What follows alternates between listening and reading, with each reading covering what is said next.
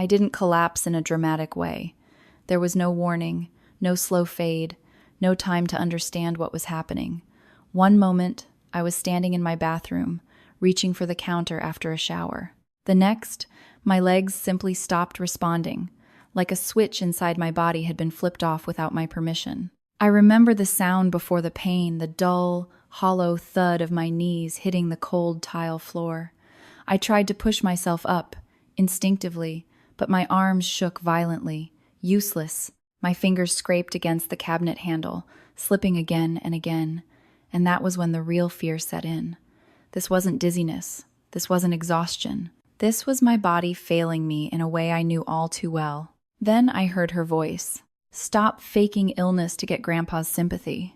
I turned my head just enough to see my sister standing in the doorway, arms crossed, watching me struggle to breathe on the floor. She didn't rush over. She didn't call for help. She didn't even look worried. She just stood there, observing me the way someone watches a performance they don't quite believe in, a small smile tugging at the corner of her mouth. At that moment, I didn't know she had emptied my muscle relaxant pills into the toilet and filled the bottle with water. I didn't know my own mother had told her to do it. And I definitely didn't know that what was happening to me wasn't just cruelty or jealousy, but fear. Fear of what I might uncover. Fear of what my grandfather had trusted me with. Fear of the truth. All I knew was that, without my medication, my muscles would begin to shut down within 48 hours. Tremors first, then weakness, then paralysis. And I had taken my pills exactly as prescribed, every single day. Lying there on the bathroom floor, my body betraying me and my sister watching in silence, I realized something was deeply wrong, not just with my health, but with my family. Someone had crossed a line they could never walk back from. 2 weeks later, at my grandfather's will, reading that truth would finally surface, along with police officers, sealed envelopes, and secrets that had been buried for decades. Lives would unravel, lies would collapse, and the family that had always made me feel invisible would finally be forced to see me clearly. So stay with me, because this isn't just a story about betrayal. It's a story about how the truth waits patiently and what happens when it finally steps into the light. My name is Christina Hartwell. I'm 35 years old, and for most of my life, I've been the kind of person people overlook without realizing they're doing it. I work as a senior financial analyst at a respected firm in Boston, a job that sounds impressive when said out loud but somehow never seemed to matter to my family. To them, I was just the quiet one, the daughter who stayed out of trouble, the sister who faded into the background while someone else took center stage. Today, I want to tell you a story I never thought I would share. Not because it's dramatic or shocking, though it is both, but because for a long time, I was taught that silence was safer, that keeping my head down, not making waves, and not demanding space was the price of belonging. I believed that for years. I believed it right up until the moment my own body collapsed beneath me, and I realized that staying quiet had almost cost me my life. 3 weeks before everything fell apart, my life was small, orderly, and predictable. I lived alone in a modest apartment on the outskirts of the city, the kind of place people describe as cozy when they don't know what else to say. My evenings were spent with books, spreadsheets, and the soft hum of medical equipment most visitors never noticed. I liked routines. Routines made me feel safe. What most people didn't know, what my family never bothered to ask about, was that I earned more than anyone else in that family. My job wasn't pushing paper or attending meaningless meetings. I audited financial records. I traced money through shell companies. I followed trails other people worked very hard to hide. Uncovering fraud wasn't just part of my job, it was something I was very good at. Ironically, the same people who dismissed my work were the ones who would later fear it the most. My daily life was shaped by something far more immediate than spreadsheets or balance sheets. I live with a chronic autoimmune neuromuscular disorder, one that affects how my muscles respond to signals from my nervous system. Years ago, my neurologist, Dr. Margaret Sullivan, explained it to me in words I've never forgotten. Without my daily medication, my muscles don't just weaken, they begin to fail. Slowly at first, then all at once. The medication isn't optional. It's the thin line between independence and paralysis. Living alone with a condition like mine means learning how to be careful in ways other people never think about. I plan my days around energy levels. I keep emergency contacts updated. I count pills, double-check prescriptions, and notice changes in my body the way a sailor watches the weather. I don't complain about it. I adapted because I had to. The reason I'm sick is something my family prefers not to remember. When I was 14 and my younger sister Amanda was 11, she panicked in a swimming pool. I didn't think. I just jumped in and held her above the water until someone noticed. I nearly drowned. The pneumonia that followed damaged my nervous system permanently. I spent weeks in the hospital learning how to breathe normally again. When I woke up after 3 weeks, exhausted and terrified, my mother told me not to play hero next time. She said Amanda knew how to swim. She said I just wanted attention. That was the moment I learned something important, even if I didn't fully understand it then. Sacrifice doesn't guarantee gratitude. Sometimes it only creates resentment. Years passed.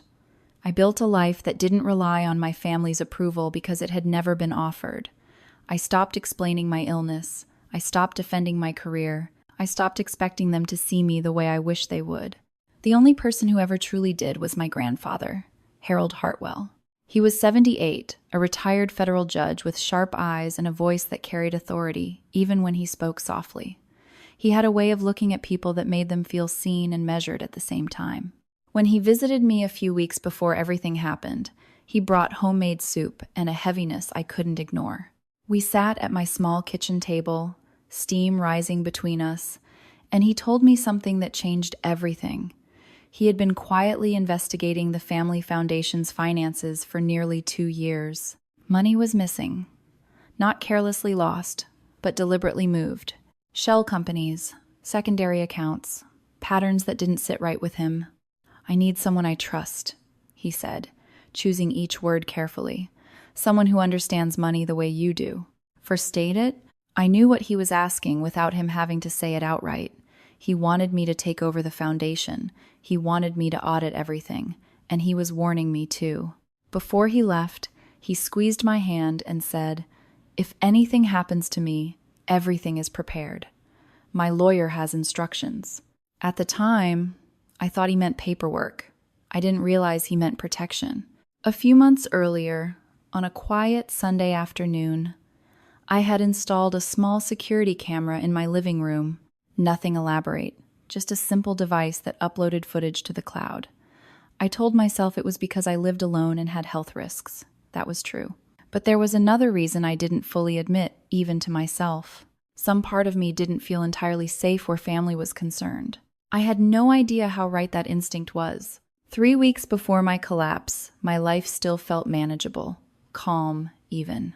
I had no idea that across town, conversations were happening without me, conversations fueled by jealousy, fear, and secrets that had been buried for decades. I didn't know that the trust my grandfather placed in me had quietly marked me as a threat. And I certainly didn't know that someone was already planning to take away the one thing keeping my body from shutting down. This is how my story begins, not with anger or revenge, but with quiet choices, long silences, and a truth that was about to surface whether anyone was ready for it or not. For a long time, I believed that if I made myself small enough, careful enough, quiet enough, my family would eventually stop treating me like a problem. I didn't need praise or admiration. I just wanted peace. And for years, I convinced myself that peace came from not asking for too much from anyone. My illness taught me that lesson early. Most people hear the word chronic and imagine something visible, something dramatic. A wheelchair, a hospital bed, a life paused. Mine doesn't look like that. On the outside, I appear functional, composed, capable. I go to work. I live alone. I carry groceries. I smile at neighbors. That illusion is part of why my family never believed me. If I wasn't constantly collapsing in front of them, then I must have been exaggerating. Or worse, performing. The reality is quieter and far more terrifying. My autoimmune neuromuscular disorder doesn't announce itself loudly. It creeps in. It begins with subtle tremors in my hands, a strange heaviness in my legs, a delay between intention and movement. When my medication is working, those symptoms stay muted, manageable. When it's not, my body begins to forget how to obey me. Muscles weaken, reflexes fade. Simple actions, standing, lifting, breathing deeply, become negotiations. Dr. Margaret Sullivan explained it to me years ago in a tone that was both clinical and kind. Your nervous system took a hit it never fully recovered from, she said. The medication supports the communication between your brain and your muscles. Without it, the signal degrades. How long? I asked her. She didn't hesitate. 48 hours before you notice real failure. Less if your body is under stress. That number 48 became a silent clock in my head. It's why I never skipped a dose, not once. It's why I traveled with backups. Why I counted pills when I refilled the bottle. Why I kept my bathroom counter organized, my routines sacred. Control, for me, wasn't about perfection. It was survival. Living alone meant I learned to read my body the way other people read news headlines. I noticed the smallest changes, a twitch, a delay, a weakness that lingered too long. I didn't panic. I adjusted. I rested. I adapted. I had to. There was no one else to catch me if I fell. My family saw that independence and twisted it into proof that I was fine, that I was exaggerating, that whatever had happened when we were kids was in the past and didn't deserve to keep defining me. My mother used to say it with a smile that never quite reached her eyes. You're doing great, Christina. See? You're not really sick. What she meant was, you're inconvenient when you are. Amanda learned that lesson from her.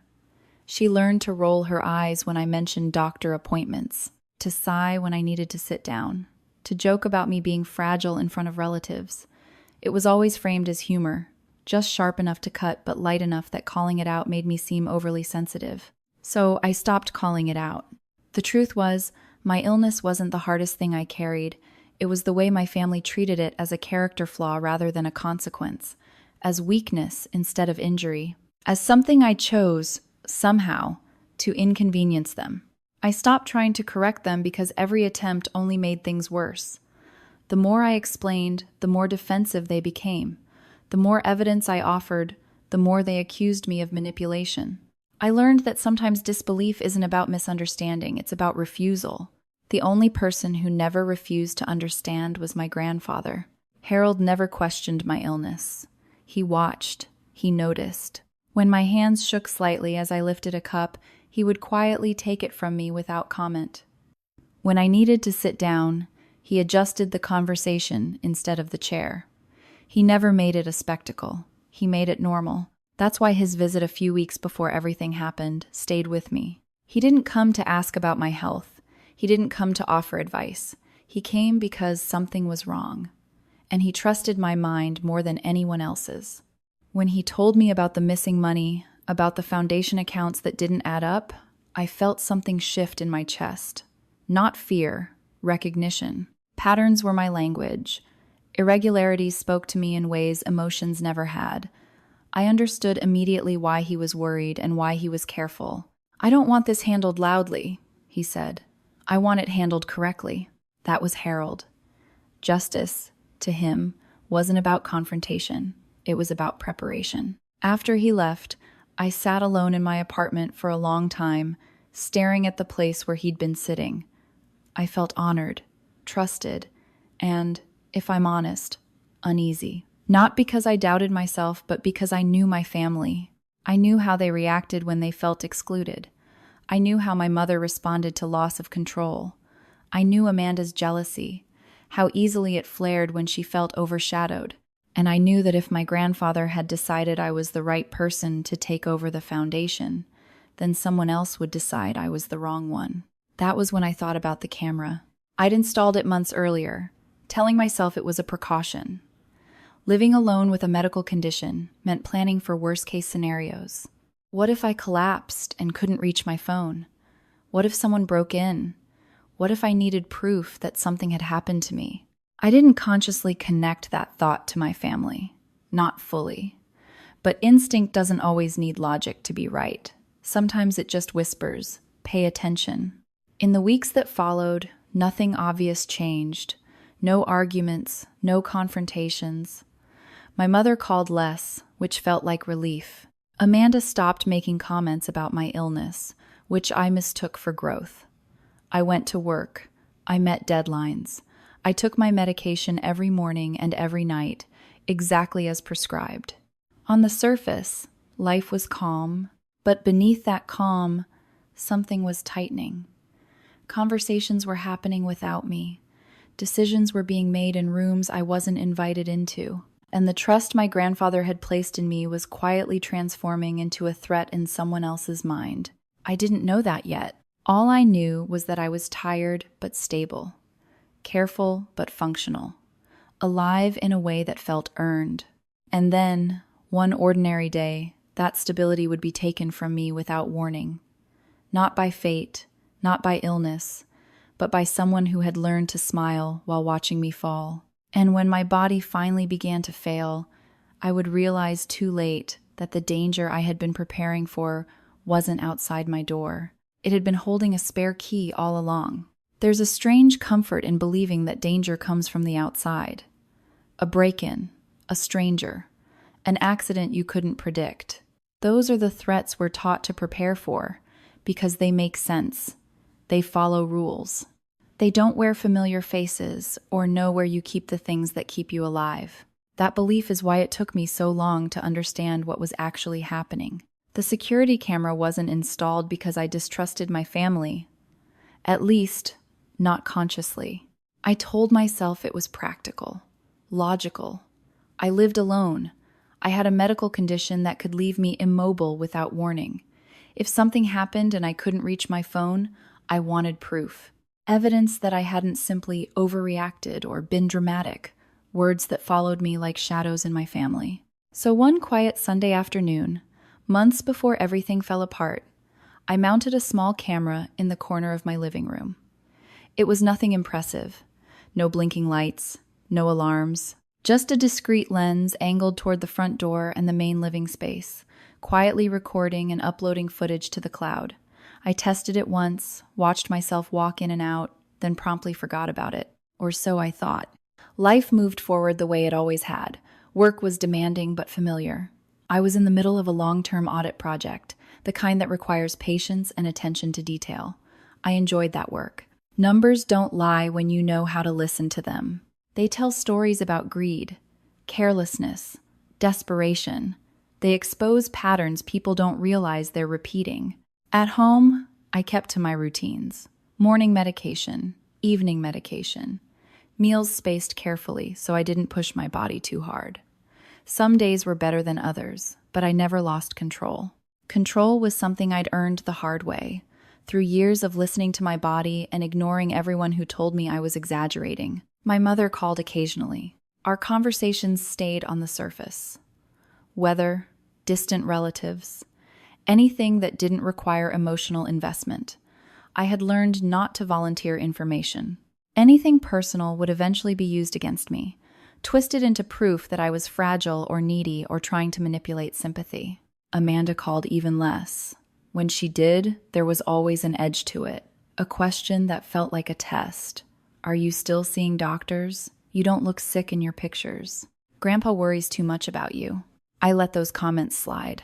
I always did. Challenging them never led anywhere good. Silence was easier. The only conversation that stayed with me was the one I'd had with my grandfather. After he left my apartment that day, after the soup containers were stacked in my sink, and his footsteps faded down the hallway, I sat alone at my kitchen table for a long time. His words replayed in my mind, not as fear, but as responsibility. He trusted me, not because I was his favorite, but because I was capable. Because I would ask the questions others avoided. That trust felt heavy, and for the first time, I wondered if it also made me vulnerable. I thought about my family in a way I usually tried not to. About my mother's need for control. About Amanda's resentment whenever attention shifted away from her. About Uncle Mark's nervous jokes and vague explanations whenever the foundation came up. Pieces I had ignored for years began to arrange themselves into something less comfortable. Still, I didn't confront anyone. I didn't warn anyone. I didn't even tell my grandfather yes right away. I asked for time. He understood. "I'm not in a rush," he told me, "but others might be." That sentence lingered. The following week passed without incident. No arguments, no raised voices.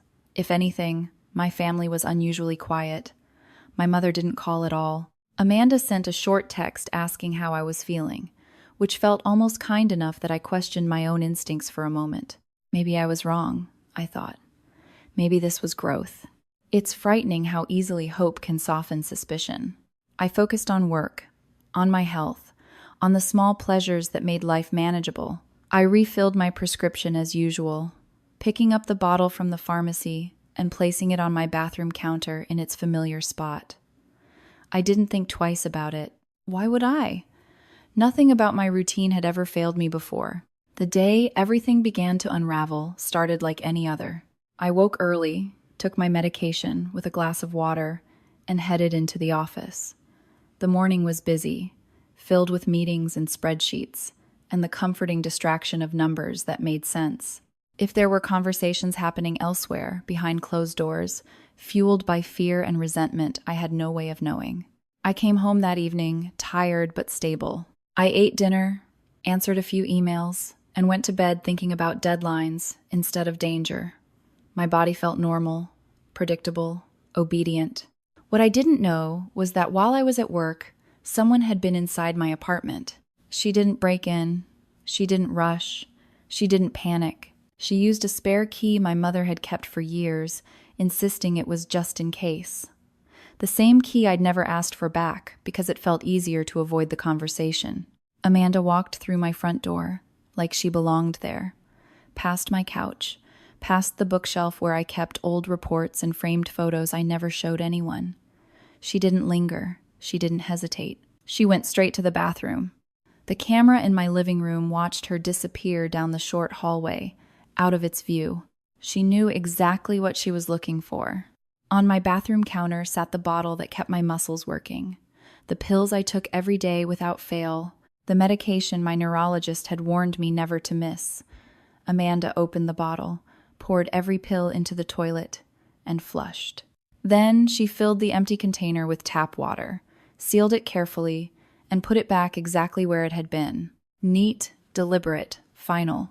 When she walked back through the living room toward the door, the camera caught her face clearly. There was no panic there, no hesitation, just a small, satisfied smile, like someone who believed they had solved a problem. Before leaving, she sent a text. One word, done. My mother's reply came quickly. Good. Delete this conversation. Amanda did exactly as she was told. Phone records, as I would later learn, don't forget nearly as easily as people think. That night, I slept peacefully in my own bed, unaware that the thing protecting me had already been taken. I woke the next morning and followed my routine. I took my medication, not knowing it was nothing more than water. I went to work. I lived my life. The countdown had already begun. 36 hours later, my hands would start to tremble during a meeting. 48 hours later, my legs would give out beneath me on a bathroom floor. And when I finally understood that something was terribly wrong, the people I trusted most would be nowhere to be found. At the time, I still believed danger announced itself. I was wrong. Sometimes it slips in quietly, locks the door behind it, and waits for your body to fail before you even realize you're not alone. The first sign was so small that I almost laughed at myself for noticing it. I was standing in a conference room at work, pointing at a chart on the screen while explaining a discrepancy I'd found in a set of accounts. 6 colleagues were watching me, waiting for the conclusion. I raised the laser pointer and felt it wobble, just slightly. A faint tremor in my fingers, barely visible unless you were looking for it. I wasn't. I smiled, adjusted my grip, and kept talking. People with healthy bodies don't understand how instinctively you negotiate with fear when illness is part of your life. You don't panic at the first sign. You bargain. You rationalize. You tell yourself stories that allow you to keep moving forward. Too much coffee. Not enough sleep. Stress.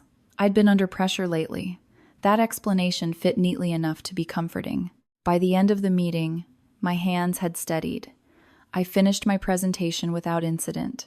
No one noticed anything was wrong, and that felt like proof that nothing was. On the train ride home, I replayed Dr. Sullivan's voice in my head without realizing it. 48 hours. I checked the time on my phone, then immediately dismissed the thought. I had taken my medication that morning. I never forgot. I never skipped. This wasn't that. That night, I felt tired in a way that sleep didn't fix. My muscles ached with a dull heaviness, like I'd overexerted myself without remembering how. I ate a simple dinner, took my evening dose, and went to bed early. I told myself rest was enough. It always had been. The next morning, I woke with a strange sensation in my legs, not pain, not numbness, but delay. As if my thoughts reached my muscles a fraction of a second too late. I stood by the bed and waited for the feeling to pass. It did, mostly, enough that I could ignore it. Ignoring things had become a survival skill. I went to work again. The tremors returned mid-morning, more noticeable this time. I kept my hands folded during meetings, anchored them against the table. When I typed, my fingers felt clumsy, slightly out of sync. I took a break in the restroom and stared at myself in the mirror, searching my reflection for answers it couldn't give me. "You're fine," I told myself. "You've handled worse," but something didn't sit right. The clock in my head was ticking louder now, not screaming, just tapping, persistent, impossible to fully tune out. I considered calling Dr. Sullivan, then talked myself out of it. I didn't have evidence. I didn't want to sound alarmist. And buried beneath that logic was something harder to admit. I didn't want to be dismissed again, even by accident. By the time I left the office that evening, my legs felt heavy enough that I took the elevator down instead of the stairs. The movement of the train made me dizzy. I focused on my breathing, counting stops, grounding myself in familiar routines. When I reached my apartment, I felt relieved, like I'd crossed some invisible finish line. Home meant safety, control, or at least it always had before. I placed my bag down carefully, changed into comfortable clothes, and sat on the edge of the bed for a long moment before standing again. The delay was back, stronger. I moved slowly, deliberately, like someone walking across ice they couldn't see. Still, I didn't panic. I took my medication that night without hesitation. I swallowed it with water and didn't notice anything strange, because how could I? The bottle looked exactly the same. The pills dissolved exactly the same. There was no bitter taste, no warning sign. Just habit. I slept fitfully. Dreams blurred into wakefulness. I remember trying to turn over and feeling my body resist, like it had grown heavier overnight. When my alarm went off, I lay there longer than usual, waiting for strength to return. It did just enough. The third morning was when fear finally broke through. I stepped out of the shower, wrapped in steam and the faint comfort of warm water, and reached for my towel. My foot slipped not because the floor was wet, but because my leg didn't respond the way it should have. I corrected myself instinctively, shifting my weight. Nothing happened. It was like shouting into a room and hearing no echo. My knees buckled without warning. I went down hard, the impact knocking the breath from my lungs. The cold tile pressed against my skin as panic surged through me, sharp and immediate. I tried to push myself up. My arms trembled violently, refusing to cooperate. I grabbed for the cabinet handle, my fingers scraping uselessly against the smooth surface. No, no, no, no. This wasn't subtle anymore. This wasn't negotiable. I tried again, focusing all my attention on a single command stand. My legs didn't move. The tremors spread upward, my muscles weakening in a pattern I recognized with horrifying clarity. My heart pounded so hard it felt like it might break free of my chest. Then I heard footsteps. I didn't know how long I'd been on the floor. Seconds? Minutes? Time stretched strangely when fear took over. I turned my head just enough to see the bathroom doorway and my sister standing there. Amanda didn't rush forward. She didn't ask if I was okay. She didn't even look surprised. She just leaned against the doorframe, arms crossed, watching me struggle to breathe. "Stop faking illness to get Grandpa's sympathy," she said flatly. The words landed harder than the fall. I stared at her, my mind scrambling to understand what I was seeing. This wasn't concern twisted into frustration. This wasn't ignorance. This was certainty. Cold, steady certainty. I can't move, I managed, my voice shaking as badly as my body. She smiled. Not widely, just enough. You're always dramatic, Christina. She turned and walked away. I lay there on the bathroom floor, listening to her footsteps fade, my body failing me piece by piece. I tried to reach my phone, dragging myself across the tile inch by inch, my breathing shallow and uneven. I called my mother first. No answer. I called Amanda, straight to voicemail. By the time I dialed 911, my hands were barely responding. The operator's voice sounded distant, distorted, like it was coming from underwater. I focused on staying conscious, on giving my address, on not letting the darkness creep too close. When the paramedics arrived, everything moved quickly. Lights, voices, hands lifting me onto a stretcher, someone asking about medications, someone else frowning at my answers. I tried to explain that I hadn't missed a dose, that this didn't make sense, that something was wrong. They took me to Massachusetts General, where doctors ran tests and asked questions that circled the same terrifying conclusion. My nervous system was failing, rapidly, unexplained. I drifted in and out of awareness, tethered to machines, my body stabilized just enough to keep me from slipping further. Fear settled into my bones, heavy and cold. Not fear of dying, but fear of realizing that this hadn't been an accident. On the second day, Amanda came to visit. She brought flowers. She wore concern like a costume. She spoke softly to the nurses, played the role of the devoted sister with practiced ease. But when we were finally alone, she leaned close to my bed and whispered something I will never forget. "Mom was right," she said. "No one is going to believe you this time, not even Grandpa." I was too weak to respond. All I could do was stare at her, my heart breaking under the weight of a truth I was only beginning to understand. This wasn't just my body betraying me. This was something planned. And somewhere beyond those hospital walls, the person who had always protected me was already preparing to make sure the truth didn't stay buried for long. I spent 3 days in the hospital, drifting in and out of consciousness, suspended in a strange half-world where time felt soft and unreliable. Machines beeped around me, steady and indifferent, marking moments my body could no longer measure on its own. Doctors spoke in low voices at the foot of my bed, careful with their words, cautious with their expressions. They were trying to understand why my nervous system had begun to shut down so rapidly when, according to my records, it shouldn't have. I heard fragments of conversations.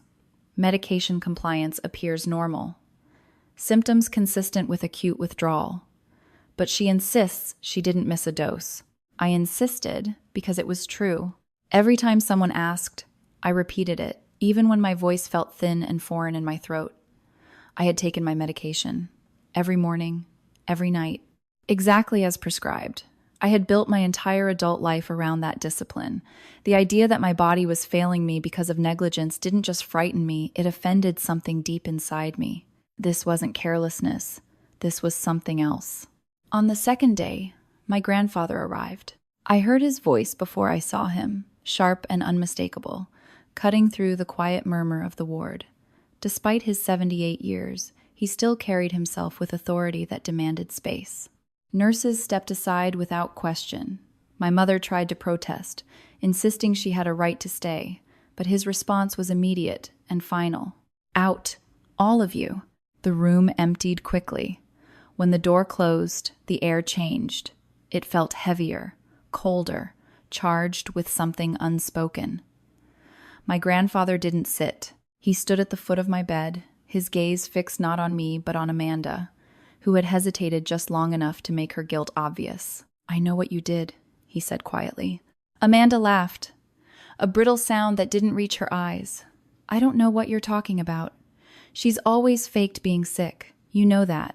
"I know about the medication," he replied, his voice calm in a way that was far more frightening than anger. "And I know you didn't act alone." I watched my sister's face shift, confusion flickering beneath defiance. She hadn't expected that. She thought this was still about proving I was a liar.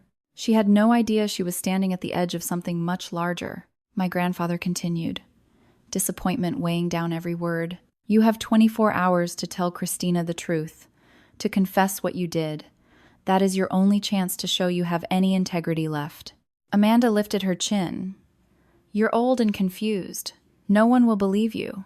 He studied her for a long moment, then turned to me. His hand was warm when he cupped my cheek, steady in a way nothing else felt. He leaned down and kissed my forehead. Don't worry, sweetheart, he whispered. I've prepared everything. No matter what happens to me, the truth will come out. At the time, I didn't understand what he meant. I was too weak, too shaken, too focused on surviving the moment in front of me. I didn't realize he was saying goodbye. I was discharged 5 days later, my body stabilized with new medication and careful monitoring. I could walk again, slowly, cautiously, as if my muscles no longer trusted me to give them reasonable commands. Every step felt like a negotiation. I returned to my apartment exhausted, grateful to be home, and deeply unsettled. Recovery isn't just physical, it's the quiet reckoning that follows trauma, when your mind begins to replay moments you were too overwhelmed to fully process at the time. I lay awake at night listening to the familiar sounds of my apartment and realizing how unsafe I felt inside it now. The place that had once represented control and independence felt compromised, violated. A week after I was discharged, my phone rang. I knew something was wrong before I answered it. You develop an instinct for that kind of dread. When I heard the words, "Your grandfather suffered a sudden heart attack," my knees buckled just as they had in my bathroom days earlier. I sat down hard on the couch, the phone slipping from my hand as the world narrowed to a single, unbearable truth. He was gone. The only person in my family who had ever truly believed me, who had seen me clearly without needing proof or explanation, was gone. I sat there for hours, unable to cry, unable to move, staring at nothing while grief settled over me like a heavy blanket. It wasn't just loss. It was abandonment by fate itself. At the funeral, everything felt surreal. My mother and Amanda stood together near the front, dressed in black, their expressions carefully arranged. They dabbed at their eyes, whispered to relatives, accepted condolences with composed nods. But something about their grief felt wrong. It was too controlled, too rehearsed. They didn't look devastated. They looked relieved. Uncle Mark lingered near the back of the room, sweating despite the cool autumn air. His leg bounced nervously as he checked his phone again and again, like someone waiting for news he couldn't escape. My father sat quietly to the side, silent as he always had been, his face unreadable. After the service, a man I didn't recognize approached me. He introduced himself as Jonathan Webb, my grandfather's attorney. His voice was low and respectful, his expression solemn. Your grandfather left specific instructions, he said. There are 3 sealed envelopes, one for you personally, one to be delivered to the police, and one to be read publicly at the will reading. He paused, studying my face carefully. He prepared everything in his final weeks. He wanted you to know that. I nodded, though I barely understood what he was telling me. Grief had dulled my ability to think clearly. All I could process was the weight of my grandfather's absence and the strange certainty that his death wasn't the end of what he had set in motion. 2 weeks passed. My body grew stronger by degrees, though my trust in the world did not. I spent those days grieving, resting, and trying to piece together the fragments of what had happened. And then, one quiet morning, something surfaced through the fog of exhaustion and sadness. The camera. I had installed it months ago and checked the footage only occasionally, more out of habit than concern. I hadn't thought about it since before my collapse. Sitting at my kitchen table with a cup of tea I barely touched, I opened my laptop and logged into the cloud storage. I expected nothing. What I found was the truth. The recording from the day before my collapse showed my sister entering my apartment with a key I had never given her. I watched her cross my living room, disappear down the hallway, and reemerge several minutes later. The timestamp told me everything. When she walked back toward the door, she was smiling. That small, satisfied smile shattered whatever doubts I still carried. My hands trembled as I watched the footage again, Then again, this wasn't an accident. This wasn't ignorance. This was deliberate, calculated.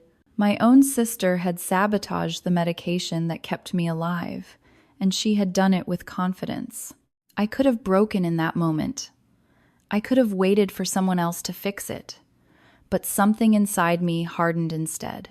The quiet part of me, the part my family had always mistaken for weakness, stood up. I downloaded the footage. Then I called the Boston Police Department and filed a formal criminal complaint. For the first time in my life, I wasn't asking to be believed. I was presenting evidence. Once the footage was downloaded and the police report was filed, I expected to feel relief. I thought naming what had happened, putting it into words, attaching evidence, handing it over to authority would lighten the weight on my chest. It didn't. If anything, it made the reality settle deeper. This wasn't a misunderstanding. It wasn't a family argument that could be smoothed over with time or silence. This was a crime, and the people responsible shared my last name.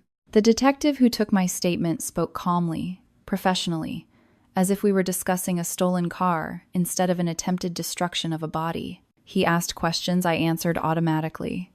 Dates, medications, symptoms, access to my apartment. When he asked if I had any idea who might have tampered with my pills, I hesitated for half a second before saying my sister's name out loud. It felt strange, like speaking a language I'd never intended to learn. After the call ended, my apartment felt too quiet. I sat at the kitchen table, the laptop still open in front of me, the paused image of Amanda mid-step frozen on the screen. I closed it gently, as if the truth might shatter if I moved too fast. My hands were steady now, medication restored, muscles responding, but inside, everything felt raw and exposed. I called Dr. Sullivan next. She had been my neurologist for years, the one constant voice of reason in a sea of dismissal. When I told her what had happened, there was a long pause on the other end of the line. Not disbelief, not surprise, just gravity. "Christina," she said carefully, "what your sister did could have caused permanent paralysis. In some cases, it can be fatal." I swallowed hard. I already knew that, but hearing it spoken plainly made my stomach twist. She agreed to prepare a comprehensive medical report immediately, one that documented my condition, my treatment plan, and exactly what happens when my medication is abruptly withdrawn. She didn't sugarcoat it. She didn't soften the language.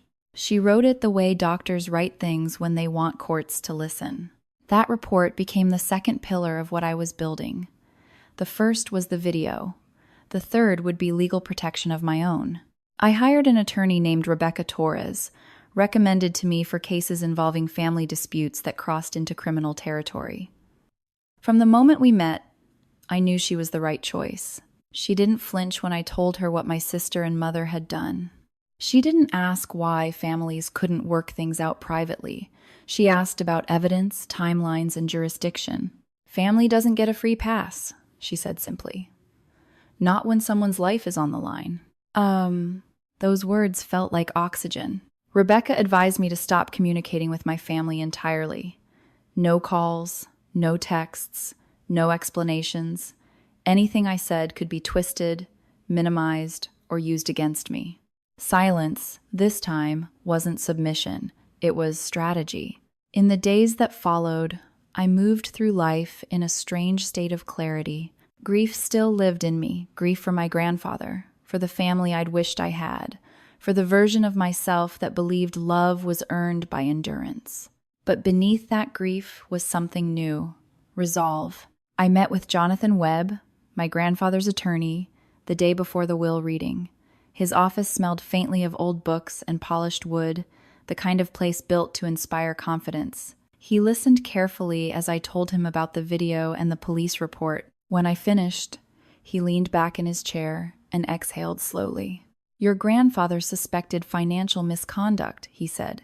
"He had an investigator working quietly, but his findings were circumstantial. Patterns, red flags. What you've uncovered is direct evidence of criminal behavior." I felt a chill run through me. "So, this changes things." "It changes everything," he replied. "Your evidence doesn't just support his suspicions, it activates them." That was when I began to understand the scope of what my grandfather had done. He hadn't simply written a will. He had constructed a framework, legal, financial, and procedural, designed to expose the truth at the right moment.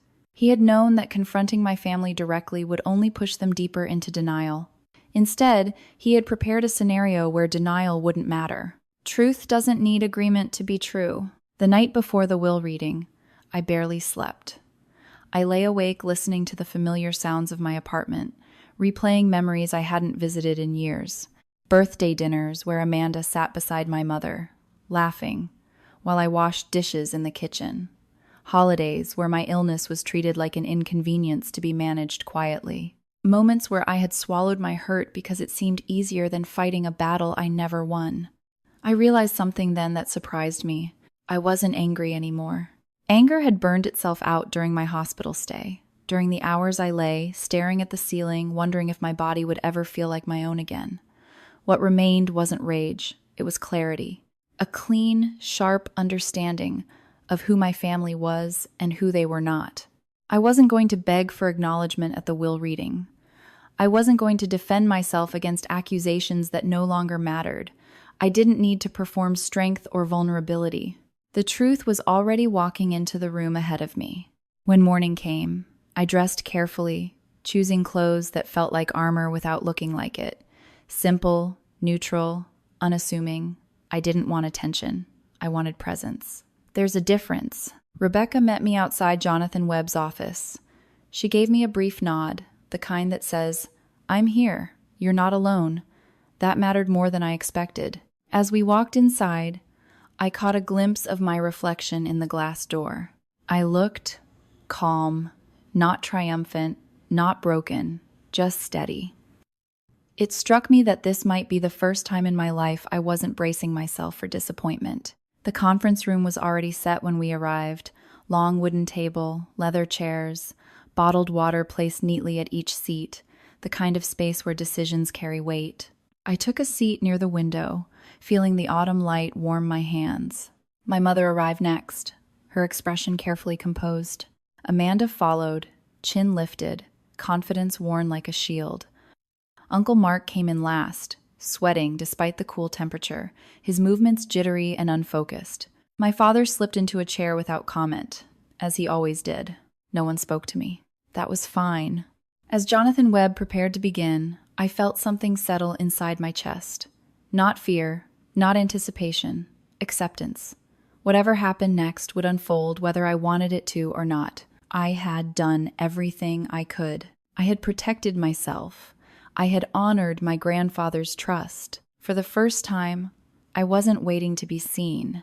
I was ready to let the truth do the talking, and it was about to speak very loudly. The will reading began the way moments like that always do, quietly, almost politely, as if the room itself didn't understand what it was about to witness. Jonathan Webb stood at the head of the long wooden table, a stack of papers neatly arranged in front of him.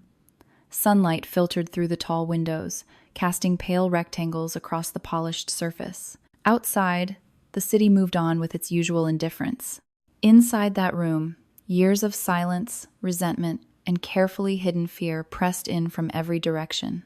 I sat near the window, hands folded in my lap, feeling the steady rhythm of my breathing. My body felt stronger than it had weeks earlier, but the memory of that bathroom floor still lived somewhere deep in my muscles. I didn't look at my family when they arrived. I didn't need to. My mother entered first, her posture straight, her face composed into something that resembled grief if you didn't look too closely. Amanda followed, heels clicking confidently against the floor, her chin lifted as if she'd already decided how this story would end. Uncle Mark came in last, eyes darting, phone clutched in his hand like a lifeline. My father slipped into a chair near the wall, silent as always, already withdrawing from whatever storm was about to break. No one greeted me. That silence used to hurt. Today, it felt like confirmation. Jonathan cleared his throat and began reading the will in a calm, even voice. Legal language filled the room, measured and precise. Assets, provisions, formalities. I listened without reacting, my attention focused not on the words but on the subtle shifts around the table. my mother's fingers tightening around her purse strap, Amanda's foot tapping lightly against the floor, Uncle Mark wiping sweat from his brow. Then Jonathan reached the part that mattered. Christina Hartwell is hereby appointed sole trustee of the Harold Hartwell Foundation, he read, including all assets, holdings, and accounts, valued at approximately $4.2 million. The room froze. I felt it more than I saw it, the sharp intake of breath, the collective pause. Amanda's head snapped toward me, disbelief flashing across her face before hardening into fury. My mother's lips pressed into a thin, controlled line. Jonathan continued, unbothered. Amanda Hartwell and Diane Hartwell shall each receive $10,000, sufficient to begin a new chapter should they choose to change their path. That's insane, Amanda burst out, half rising from her chair. She's been faking her illness for years to manipulate Grandpa. This will isn't valid. My mother stood beside her, voice sharp and cold. Harold wasn't of sound mind when he wrote this. We'll contest it. Jonathan didn't raise his voice. He didn't rush. He folded his hands on the table and looked at them calmly. I would advise both of you to sit down, he said. The Boston Police Department is waiting in the lobby. For a moment, no one moved. The words seemed to hover in the air, unreal, almost theatrical. Then the door opened. A man in a gray suit stepped into the room, followed by two uniformed officers. His expression was neutral, professional, utterly uninterested in family drama. He introduced himself as Detective Richard Mallory and began speaking as if this were any other briefing. 3 days ago, he said, we received video evidence and a formal complaint from Miss Christina Hartwell regarding the tampering of prescribed medication. We also received a sealed document from Mr. Harold Hartwell's estate, delivered per his instructions upon his death. My mother's eyes flicked toward the envelope, still sitting on Jonathan's desk. For the first time, fear cracked through her composure. The detective continued. Based on this combined information, we obtained a warrant this morning. I stood up. My voice surprised me. It was steady, clear. I submitted the video myself. I also provided medical documentation confirming that tampering with my medication could have resulted in permanent paralysis or death. Jonathan connected a laptop to the screen mounted on the wall. The footage played without commentary. Amanda entering my apartment with a key. Crossing my living room, disappearing down the hallway, returning minutes later. That smile. The room was silent except for the faint hum of the projector. Amanda's face drained of color. Her hands began to shake. She opened her mouth, then closed it again, as if words had abandoned her. My mother didn't watch the screen. She watched the detective. That detail lodged itself in my mind with unsettling clarity. Amanda looked shocked, exposed, cornered. My mother looked calculating, terrified but not surprised. Detective Mallory noticed it too. He made a small note in his pad before continuing. We also executed a warrant for Miss Amanda Hartwell's phone records, he said. Our digital forensics team recovered deleted text messages. Amanda's breath hitched. My mother's knuckles whitened as she gripped the edge of the table. The detective read the messages aloud, his tone flat, letting the words carry their own weight. Diane Hartwell to Amanda Hartwell. Do whatever it takes. She cannot get control of that foundation. You understand me? Whatever it takes. Amanda's eyes filled with tears as the words echoed through the room. Amanda Hartwell to Diane Hartwell. I switched her medication. Now we wait. A pause. Diane Hartwell to Amanda Hartwell. Good. Delete this conversation. To be stays. The silence that followed was suffocating. Amanda turned slowly toward our mother, confusion and horror twisting her face. You said it was about proving she was lying, she whispered. You said it was just to make Grandpa doubt her. My mother said nothing. The detective shifted his attention to Uncle Mark, who had begun edging toward the door. An officer stepped smoothly into his path. Mr. Hartwell, the detective said, our investigation also uncovered financial irregularities within the foundation. Approximately $380,000 transferred into personal accounts over the past 5 years. Uncle Mark's face collapsed. He stammered something about lawyers, about mistakes, but the detective wasn't finished. A secondary account was traced to an entity registered under a maiden name, he continued, turning toward my mother. Your maiden name, Mrs. Hartwell. 18's 5. 18's 5. The room seemed to tilt. In that moment, everything snapped into focus. The sabotage, the urgency, the desperation. This wasn't about jealousy. It wasn't even about me. I was a threat. I was the one person in that family capable of uncovering what they'd been hiding. The financial analyst, the quiet daughter who noticed patterns. Giving me control of the foundation would have exposed everything within weeks.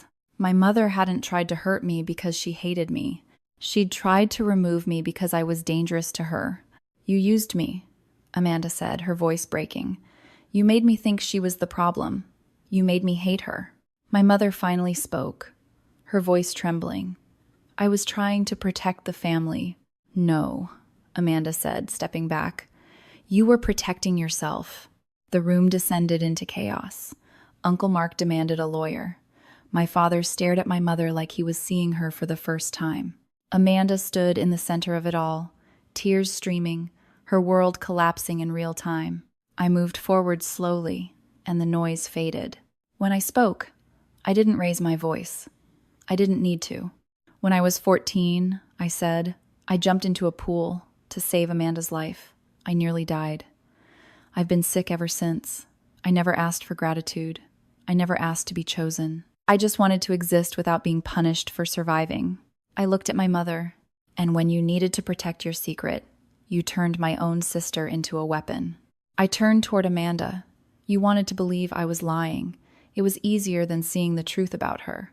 I walked toward the door, my steps calm, deliberate. I didn't look back as officers escorted my mother, my sister, and my uncle out of the room. Outside, the air felt cooler, cleaner.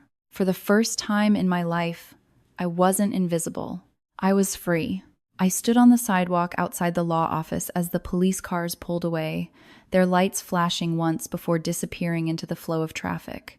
The noise of the city rushed back in car horns, footsteps, distant voices, ordinary sounds that felt strangely unreal after what had just happened. For a moment, I simply stood there, my arms wrapped around myself, breathing in the cool autumn air as if I were relearning how. Amanda was let out first.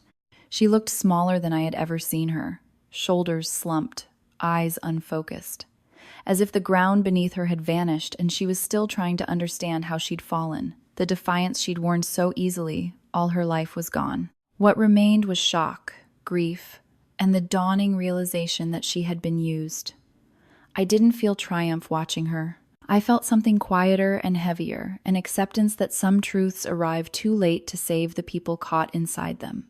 My mother followed, straight-backed, even as the officer read her rights. She didn't look at me. She didn't look at anyone.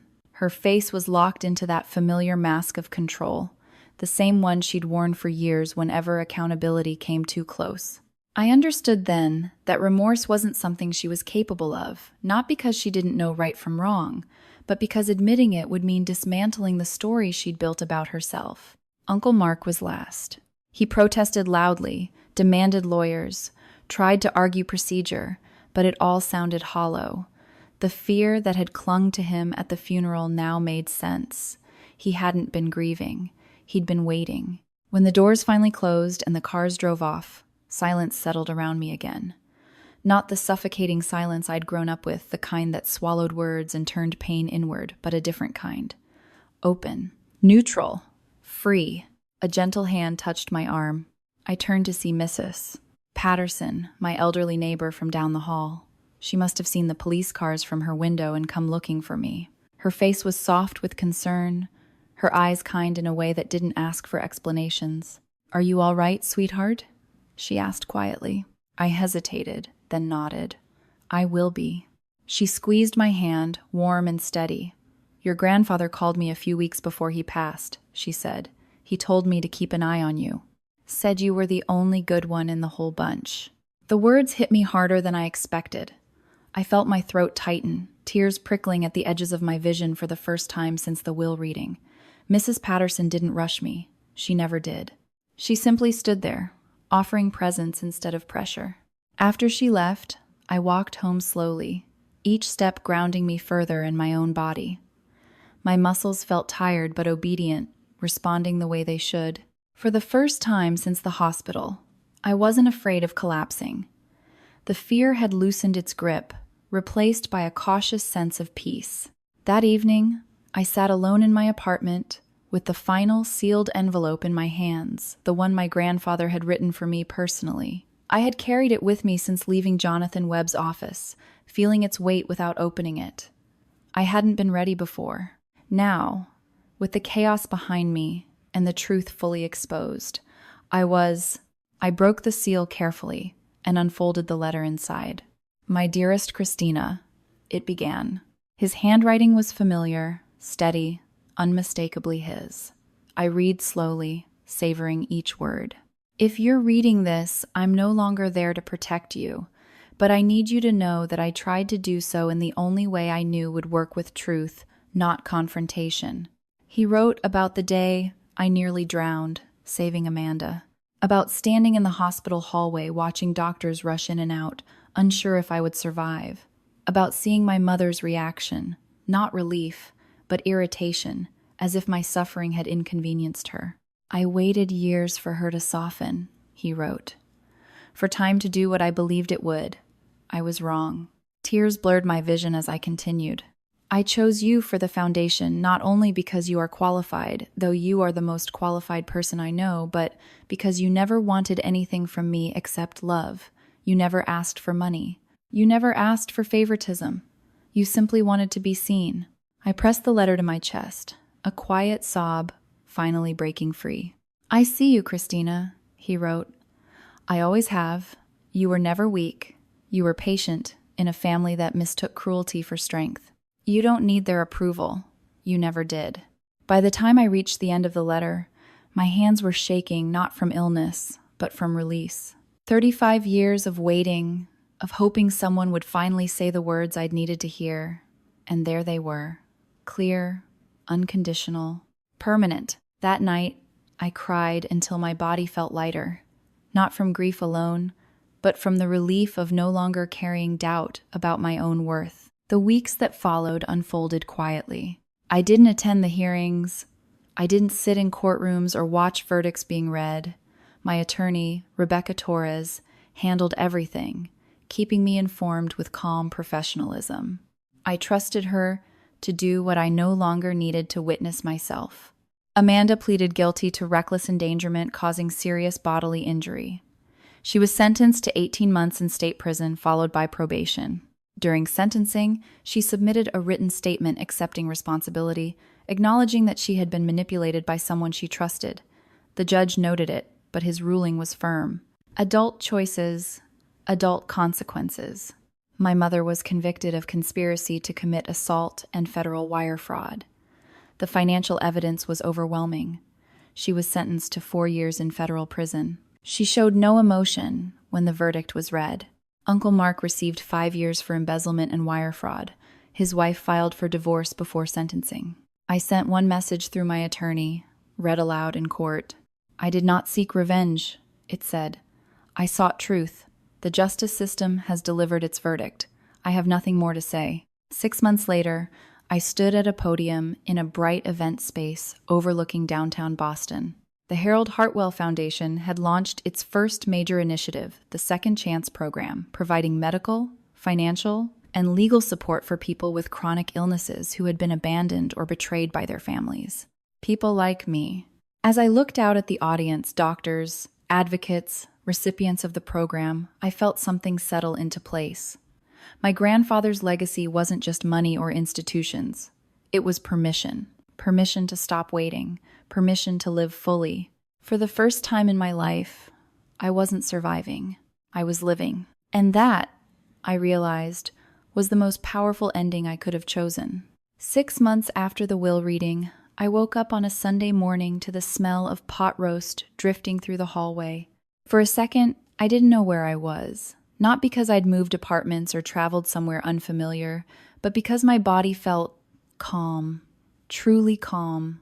The kind of calm I'd never trusted before, because for most of my life, Calm had always been temporary, something that could be stolen by a phone call, a family gathering, a sharp comment disguised as a joke. Now, calm felt real. I lay in bed for a few minutes listening to the quiet hum of my apartment and the distant sounds of my elderly neighbor, Mrs. Patterson, moving around next door. She was humming to herself, off-key and unapologetic, the way people hum when they feel safe. The sound made me smile before I even realized I was smiling. I sat up slowly, more out of habit than necessity. Old instincts die hard. For years, waking up meant scanning my body for warning signs, tremors, weakness, that familiar delay between intention and movement. But my hands were steady. My legs felt solid.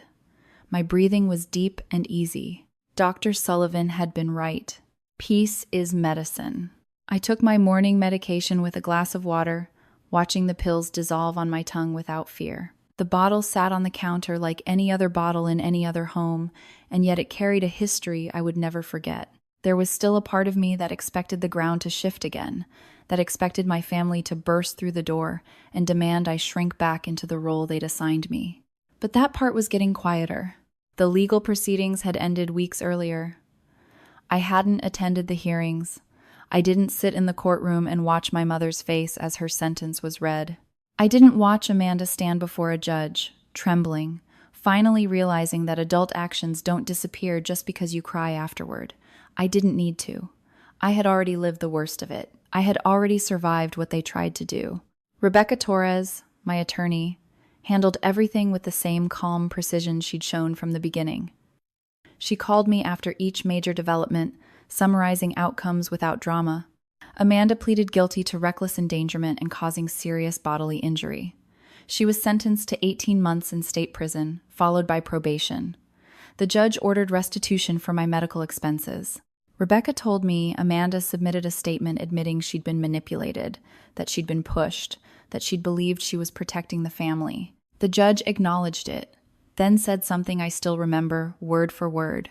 Manipulation may explain a choice, he said, but it does not erase responsibility. My mother was convicted of conspiracy to commit assault and conspiracy to commit wire fraud. She received 4 years in federal prison. She showed no emotion. Even then, even with the truth laid out in black and white, she refused to look at herself honestly. Uncle Mark pleaded guilty to federal wire fraud and embezzlement. He got 5 years. His wife filed for divorce before sentencing. That detail didn't bring me satisfaction. It just made me tired. So many lives collapsed because of greed, and not one of them had been worth it. When it was over, I sent a single message through my attorney to be read aloud at my mother's sentencing. I did not seek revenge, it said. I sought truth. The justice system has delivered its verdict. I have nothing more to say to any of them. And I meant it. Hate requires energy, and I had spent too many years giving my family energy they didn't deserve. The foundation became my focus. The Harold Hartwell Foundation had existed for years, but under my grandfather's leadership, it had been careful, conservative, almost quiet. He believed in doing good without making it performative. But when I took over, I knew exactly what I wanted it to become.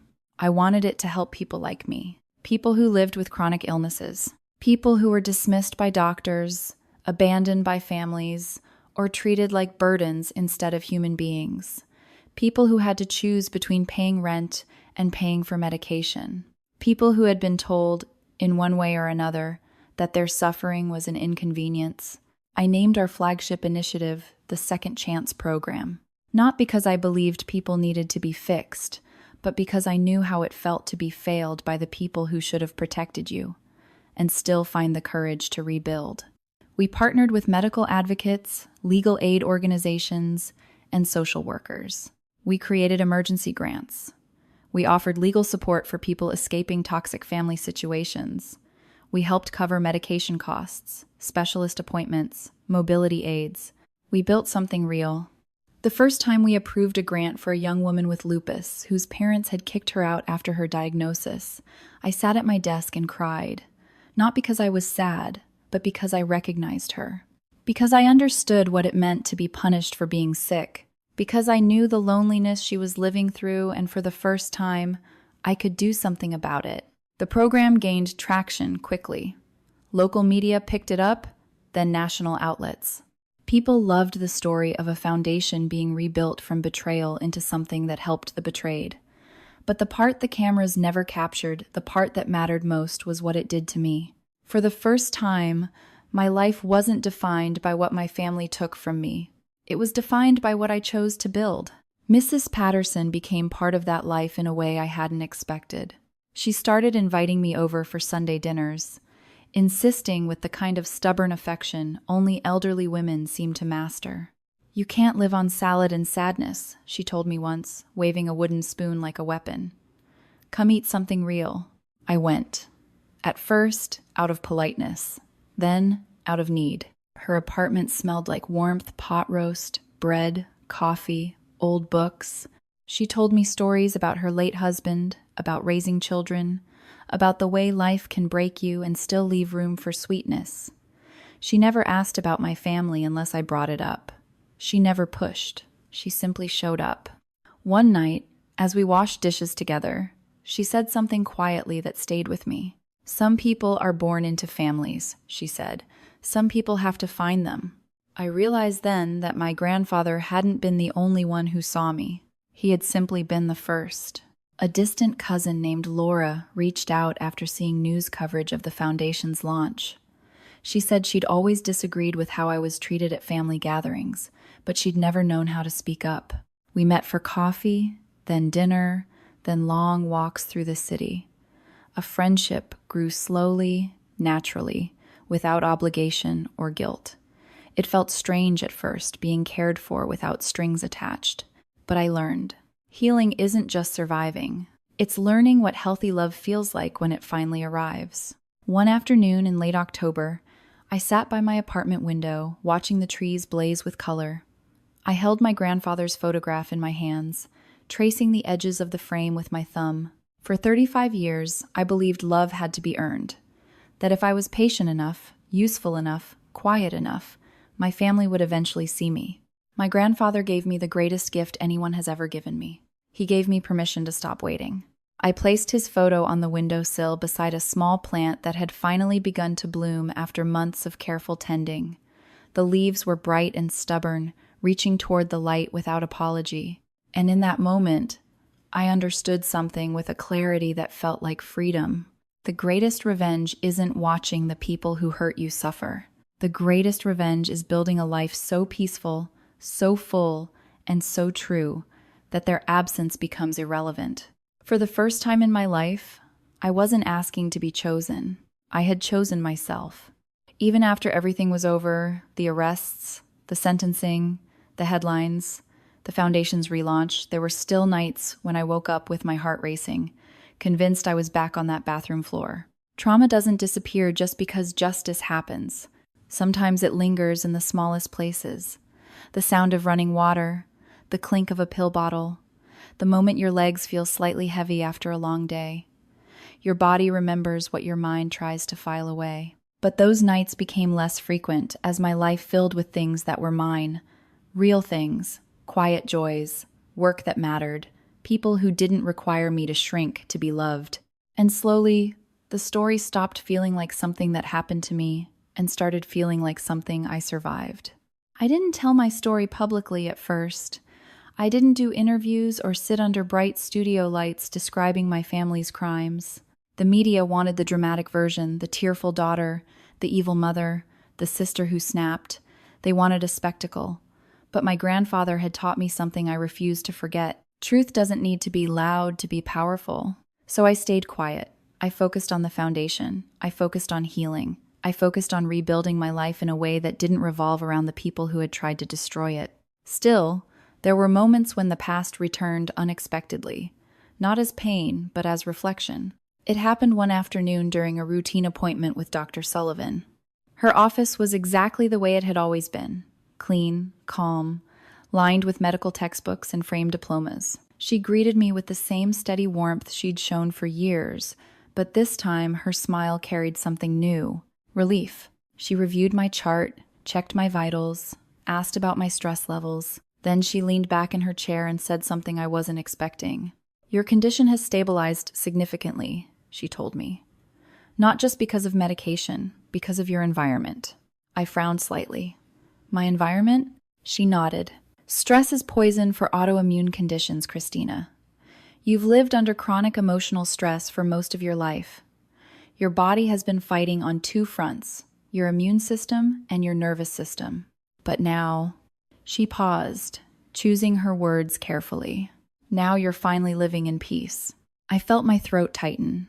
I wanted to brush it off, to say something practical, something clinical. But I couldn't, because she was right. For years, I'd thought my illness was the only reason my body struggled.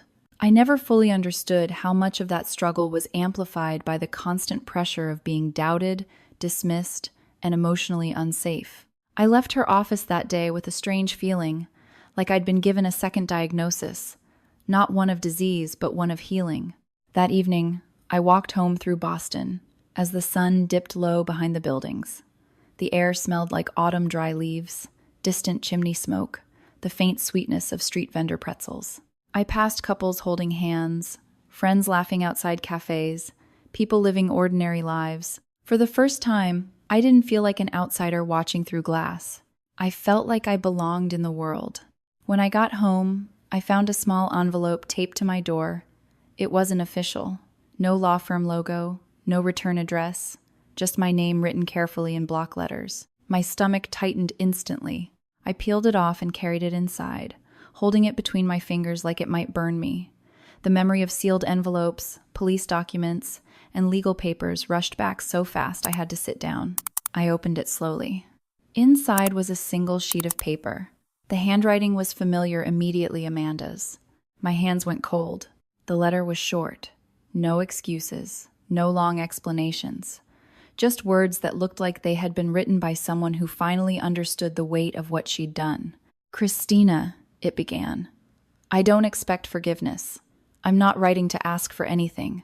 I'm writing because I need you to know I understand now." She wrote about the will reading, about hearing our mother's texts read aloud, about realizing she'd been used like a tool, about how she'd spent her whole life competing for approval and never questioned why she needed it so badly. "I thought you were lying," she wrote, "because Mom taught me to believe you were. She taught me that your pain was manipulation, that your kindness was a strategy, and I wanted to believe it, because it was easier than admitting the truth that you were always the one who paid for my mistakes." The Sibling officials in helping efface it into the signed 41. I stopped reading for a moment, my vision blurring. She continued. "I remember the pool," she wrote. "I remember you holding me up. I remember coughing water and seeing you disappear under the surface. I remember thinking you'd come back up right away. I never thought about what it cost you. I never wanted to, because if I did, I would have had to face what I owed you." The words hit like a slow, deep bruise. "I don't know who I'll be when I get out," she wrote, "but I know I can't be the person I was. I ruined your life because I was jealous of your strength. I called you weak because I was afraid of how strong you actually were. I'm sorry." The letter ended with one final line. "I hope you live beautifully." I sat there for a long time with the paper in my hands, staring at the last sentence until it stopped looking like words and started feeling like something heavier. I didn't feel anger reading it. I didn't feel satisfaction. I felt grief. Grief for the sister I thought I had when we were children. Grief for the years we could have had if our mother hadn't poisoned everything between us. Grief for the version of Amanda that might have been possible if she'd been raised in a home where love wasn't a competition. And beneath that grief, I felt something else too. Closure. Not forgiveness. Not reconciliation. But closure, the quiet understanding that I didn't need to carry her hatred anymore, because it had finally collapsed under the weight of truth. I folded the letter and placed it in a drawer beside my grandfather's. Not because I planned to reread it often, but because it was proof of something I'd once believed would never happen. Someone in my family had finally admitted I was telling the truth. That night, I went to Mrs. Patterson's apartment for dinner. She served pot roast and mashed potatoes and talked about her late husband's terrible singing voice. I laughed until my stomach hurt. At one point, she looked at me across the table and said, "You look lighter." I didn't tell her about the letter.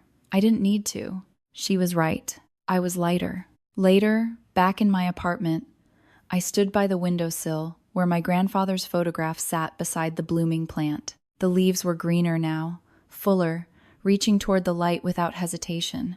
I thought about what my grandfather had written to me. "You are enough." For 35 years, I had waited for my mother to say something like that, for Amanda to acknowledge what I sacrificed, for someone to look at me and see more than inconvenience.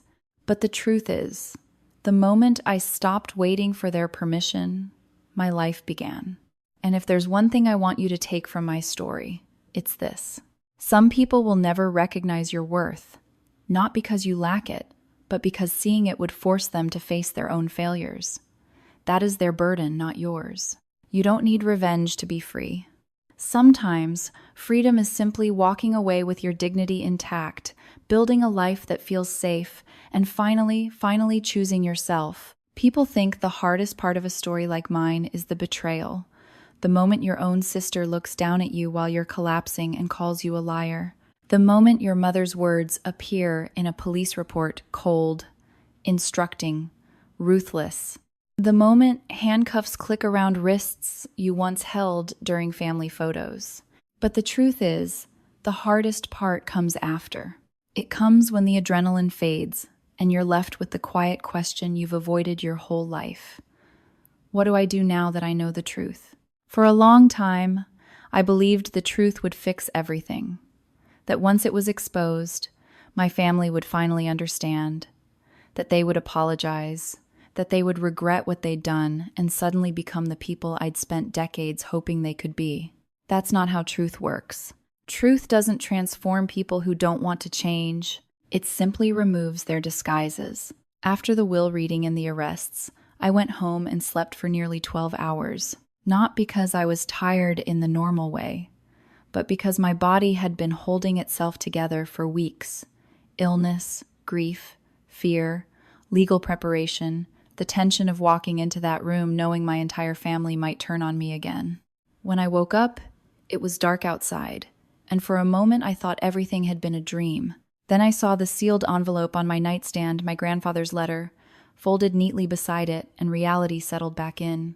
I made tea and sat at my kitchen table, staring at nothing. I didn't feel victorious. I didn't feel satisfied. I felt empty. Like someone had pulled a thread that had been holding my entire life together, and now everything I'd built my identity around was unraveling.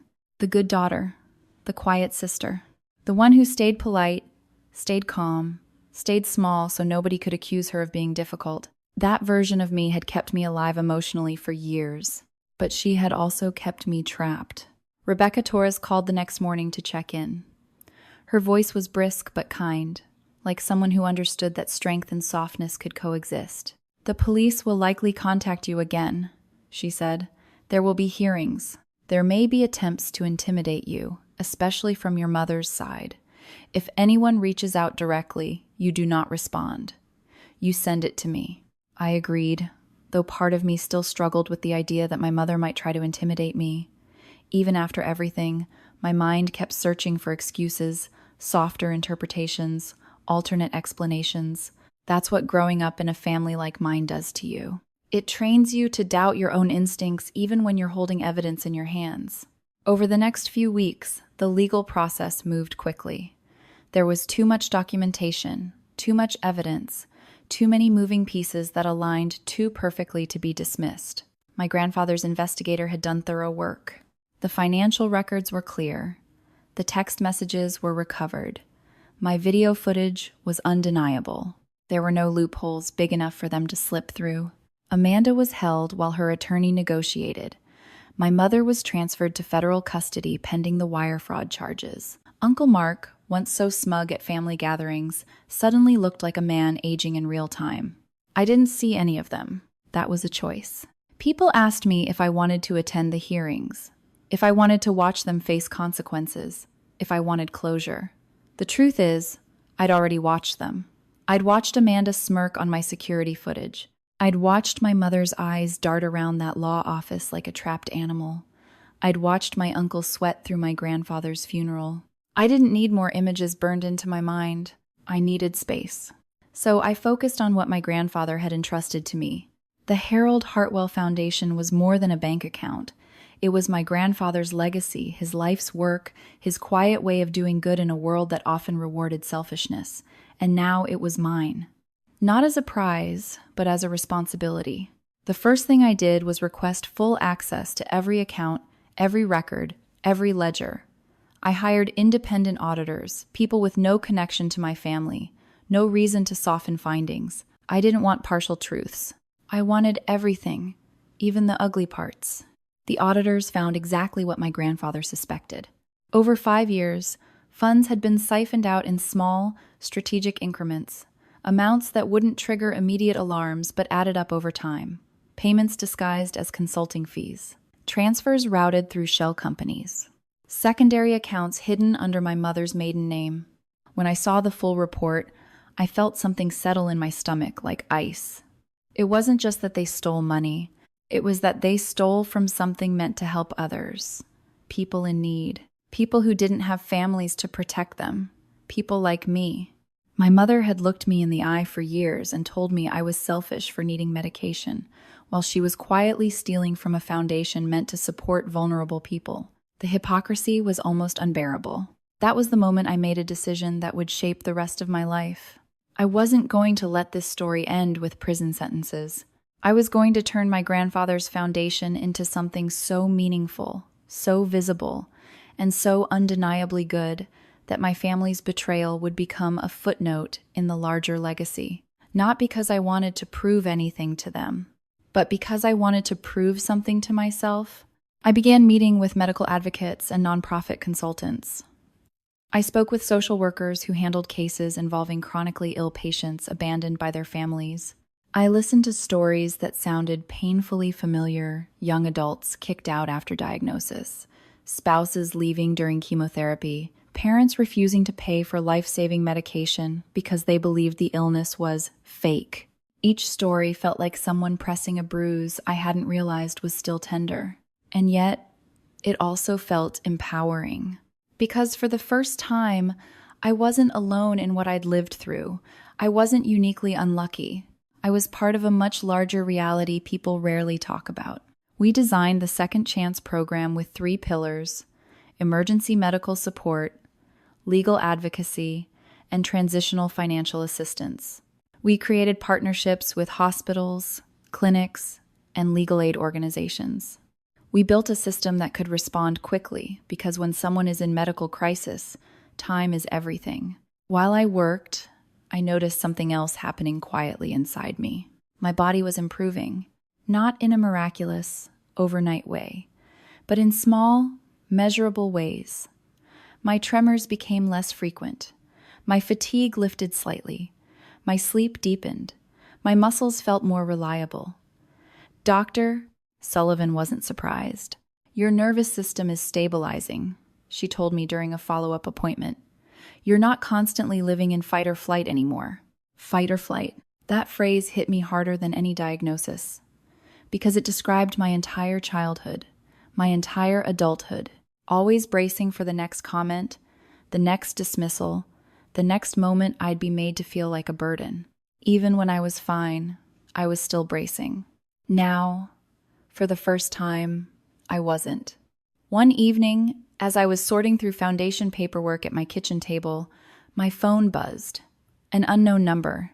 I stared at it for a long moment, feeling my heart tighten. Then I let it go to voicemail.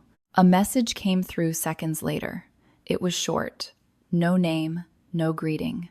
"You think you've won," my mother's voice hissed, "but you've ruined this family." My hands trembled not from illness, but from the familiar sting of her words. Even now, even after everything, she still believed she was the victim. I forwarded the voicemail to Rebecca without replying. Then I did something I'd never done before. I deleted my mother's contact information entirely. Not because it would stop her from reaching me, but because I wanted my phone to stop feeling like a doorway she could walk through whenever she wanted. It was a small act, but it felt like freedom. That night, I sat by my window and looked out at the city lights. I thought about my grandfather, about the way he'd kissed my forehead in the hospital and promised the truth would come out. He had been right. But what he hadn't told me, what I had to learn on my own, was that truth isn't the end of a story. It's the beginning of a new one. And for the first time in my life, I wasn't writing my story for anyone else's approval. I was writing it for me. The first time I walked into the foundation's office as the official trustee, I felt like an imposter. Not because I didn't understand the work numbers had always been my language, but because, for most of my life, I'd been trained to believe I didn't deserve authority. I was the quiet daughter, the fragile one, the one my family treated like a footnote. Sitting in a room filled with staff members waiting for my direction, I could almost hear my mother's voice in the back of my mind. Who do you think you are? For a moment, that old doubt tried to rise. Then I remembered the will reading, the video, the texts, the handcuffs, the way my grandfather's attorney had said, "Your evidence changes everything." And I reminded myself of the one truth that mattered more than my family's opinion. I didn't ask for this power. I earned it. And my grandfather chose me because he trusted me to protect what he built. So I took a breath, straightened my shoulders, and began. The foundation's office was smaller than I expected. It occupied 2 floors in a modest building downtown, with framed photos of past fundraising events lining the hallway. Harold Hartwell's name was on a brass plaque near the entrance, polished so often it gleamed. His legacy lived in those walls not as grandeur, but as quiet intention. He'd never wanted a flashy organization. He wanted something steady, something that did real good without needing applause. The staff greeted me respectfully, though I could see uncertainty behind their professionalism. They had been through weeks of chaos, news reports, police involvement, frozen accounts, legal inquiries, people whispering in hallways, donors calling with questions, volunteers wondering if the foundation would collapse under scandal. I understood their fear, but I also knew something they didn't. The scandal wasn't the foundation. The scandal was my family, and I wasn't going to let their greed destroy the one good thing my grandfather left behind.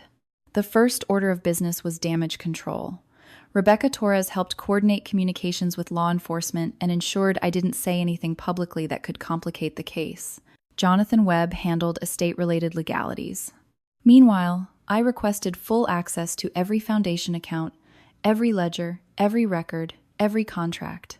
I didn't want summaries. I wanted the raw truth.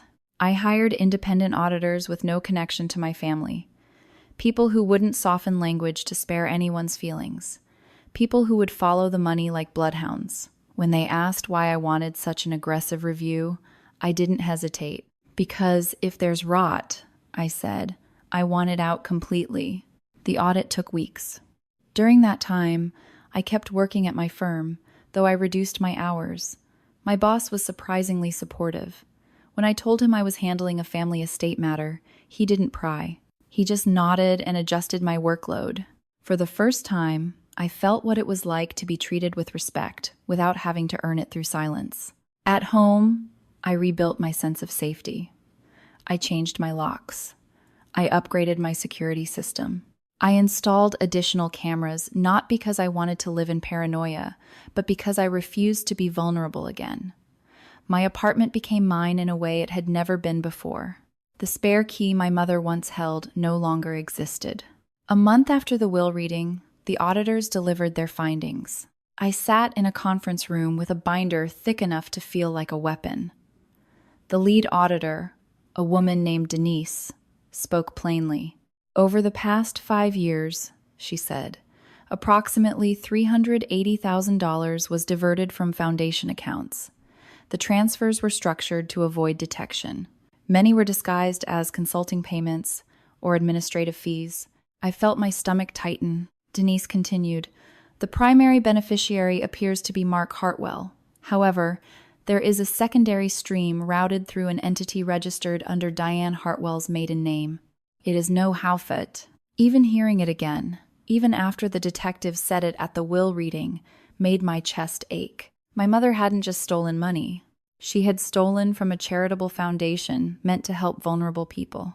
She had done it while telling me I was selfish for needing medication, while accusing me of faking illness, while training my sister to resent me for being weak. I signed the necessary documents for law enforcement and the FBI, handing over everything the auditors found. My grandfather's investigator had already built a case. My evidence had activated it. Now the financial records completed it. The legal machine moved fast after that, too fast for anyone to stop. In the weeks that followed, the foundation's donors began reaching out. Some were angry, worried their contributions had been misused. Others were sympathetic, expressing condolences for my grandfather and horror at what had happened. A few offered help. A few offered money. I listened to every call. I answered every question. I didn't hide from the truth. If anything, I leaned into it. Yes, I told them. Money was stolen. And yes, it was my family, but the foundation is not them. It's bigger than them. And I'm here to make sure it becomes what it was always meant to be. That honesty did something unexpected. It restored trust. People respect transparency more than perfection. My family had built their lives on lies. I refused to continue that pattern. That was when I began planning the foundation's next chapter. I could have chosen a safe route, small scholarships, modest grants, quiet community programs, something simple that wouldn't draw attention, something that would keep the foundation out of headlines. But I didn't want safe. I wanted meaningful. I wanted the foundation to stand for the exact opposite of what my family represented. I began meeting with medical advocates, nonprofit consultants, and legal aid organizations. I spoke to social workers who specialized in chronic illness cases. I listened to stories of people whose families abandoned them when they became inconvenient. A young man with muscular dystrophy whose parents refused to pay for his wheelchair because they believed he was lazy. A woman with multiple sclerosis whose husband emptied their savings and left when she could no longer work. Full-time, a teenager with diabetes kicked out of his home after coming out, forced to ration insulin. Every story felt like a mirror. I realized my family's cruelty wasn't unique. It was part of a larger, uglier reality. Some people only love you when loving you is easy. That realization didn't make me bitter. It made me determined. The Second Chance program took shape slowly, then all at once. We designed it to address 3 urgent needs: medical support, legal advocacy, and emergency financial assistance. We partnered with hospitals and clinics. We built relationships with attorneys willing to take cases pro bono. We created a fund that could respond quickly because when someone is in crisis, waiting weeks for approval can mean losing everything. The day we approved our first emergency grant, I sat alone in my office after everyone left and stared at the paperwork. It was a modest amount, enough to cover a month of medication and a short-term housing deposit for a woman whose family had thrown her out after she was diagnosed with lupus. I didn't know her personally, but I knew her pain. I signed the approval, and something inside me shifted. This wasn't just my grandfather's foundation anymore. It was my purpose. A few days later, Mrs. Patterson knocked on my door with a plate of cookies and her usual blunt affection. "You look like you're working yourself to death," she said. "Come eat something." I laughed softly and invited her in. She sat at my kitchen table, glanced at the foundation documents spread across it, and raised an eyebrow. "Good trouble?" she asked. "The best kind," I replied. She nodded once, satisfied. "Your grandfather would be proud." That night, after she left, I sat by my window and looked at the city lights. I thought about how my grandfather had spent his final weeks preparing the truth, not out of vengeance, but out of love. He had known what my family was capable of. He had known I would be targeted, and he had still chosen me, not because he wanted me to fight, but because he wanted me to finally live. And as I watched the lights flicker across Boston, I realized something with a clarity that felt almost holy. My family had tried to destroy me to protect stolen money. But all they had really done was push me into the one life I was always meant to build. The first time the foundation made national news, I didn't feel proud. I felt sick. Not because I was ashamed of what we were building, but because I knew exactly what people would focus on. They wouldn't talk about the emergency grants. They wouldn't talk about the legal advocacy network. They wouldn't talk about the families we were helping rebuild their lives with dignity. They would talk about the scandal, the arrests, the will reading, the rich family betrayal. The world loves a spectacle. And for a while, I was terrified of becoming one. The call came on a Tuesday afternoon while I was reviewing a partnership agreement with a medical advocacy group. My assistant knocked softly and said, "There's a reporter on the phone. They want to speak with you." I stared at her for a long moment, my heart tightening. I could almost hear my mother's voice again. "You love attention." The same accusation she'd thrown at me when I was 14 and coughing up water in a hospital bed. The same accusation she'd used to dismiss my illness for years. I wasn't going to let her rewrite my intentions now. I asked my assistant to schedule the call for later, then sat alone in my office, breathing slowly until the panic faded. The foundation's plaque glinted on the wall across from me, my grandfather's name etched into metal, Harold Hartwell. The man who believed truth could be a form of protection. I thought about what he would do. He wouldn't hide. He would speak carefully, clearly, with purpose. So I called Rebecca Torres. She listened to my concerns, then said something that surprised me. "You don't owe the media anything, but you do owe the people you're helping the chance to exist outside the scandal." That sentence reframed everything. If I stayed silent, the story would be told for me. People would reduce it to gossip. They would treat my grandfather's legacy like a punchline. They would treat my pain like entertainment. But if I spoke, I could redirect the narrative, not toward revenge, toward meaning. So I agreed to one interview, one controlled statement, reviewed by my attorney, with no questions about the criminal case still under appeal. We chose a local outlet first, then a national nonprofit publication that focused on healthcare advocacy. I didn't want tabloid energy. I wanted the right audience. When the day came, I sat in a quiet studio under soft lights, hands folded neatly in my lap. The interviewer asked about the foundation's new program. I spoke about chronic illness, medical abandonment, and the reality of people being failed by their families. I didn't name my mother. I didn't describe Amanda's sabotage.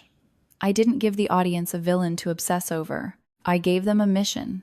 "The foundation exists," I said, "to support people whose health crisis became a family crisis, people who needed help and found themselves alone. This program is about restoring dignity." The clip went viral anyway, not because of my words, but because people connected the dots. They found court records. They dug up old headlines. They turned it into a trending topic. For a few days, my phone didn't stop ringing. Donors offered money. Strangers sent messages. Some were kind. Some were cruel. Some accused me of destroying my family for inheritance. Some praised me like I was a hero. Neither reaction felt right. I wasn't a hero. I was a woman who refused to die quietly. One message arrived in my inbox late at night, buried among hundreds of others. It was from someone I didn't know, a young woman named Rachel. She wrote that she had a neuromuscular disorder too, and her parents didn't believe her. They told her she was lazy, dramatic, manipulative. She wrote that hearing me speak made her cry because she realized she wasn't crazy. "I thought I was alone," she wrote. "Thank you for proving I'm not." I read her message 3 times, then I cried. That was the moment I understood why this had happened. Not why my family betrayed me. I would never fully understand that kind of cruelty, but why my grandfather had fought so hard to leave me something bigger than money. He left me a platform, a way to turn pain into protection for others. The foundation grew quickly after that. The Second Chance program expanded from emergency grants into long-term partnerships. We funded medical transportation for people who couldn't reach specialists. We provided legal assistance for those seeking protective orders against abusive relatives. We created a small transitional housing fund for people forced out of their homes due to illness. Within 6 months, we had helped over 200 individuals, 200 lives, 200 stories. And each one reminded me that my family's betrayal was not the end of my story, it was the beginning of something that mattered. Still, there were moments when the past tried to reach back in. One afternoon, I received a call from an unfamiliar number. I almost ignored it, but something in me hesitated. I answered. A woman's voice came through, tentative. "Christina, it's Aunt Elaine." I hadn't spoken to Aunt Elaine in years. She was my mother's older sister, the kind of relative who always smiled politely at gatherings but never intervened when my mother belittled me. I braced myself. "I saw you on the news," she said. I wanted to say I'm sorry." I waited. She sighed. "Your mother always said you were difficult, that you exaggerated everything." I believed her. We all did. It was easier. Easier. That word landed like a stone. "I don't know what you want me to say," I replied quietly.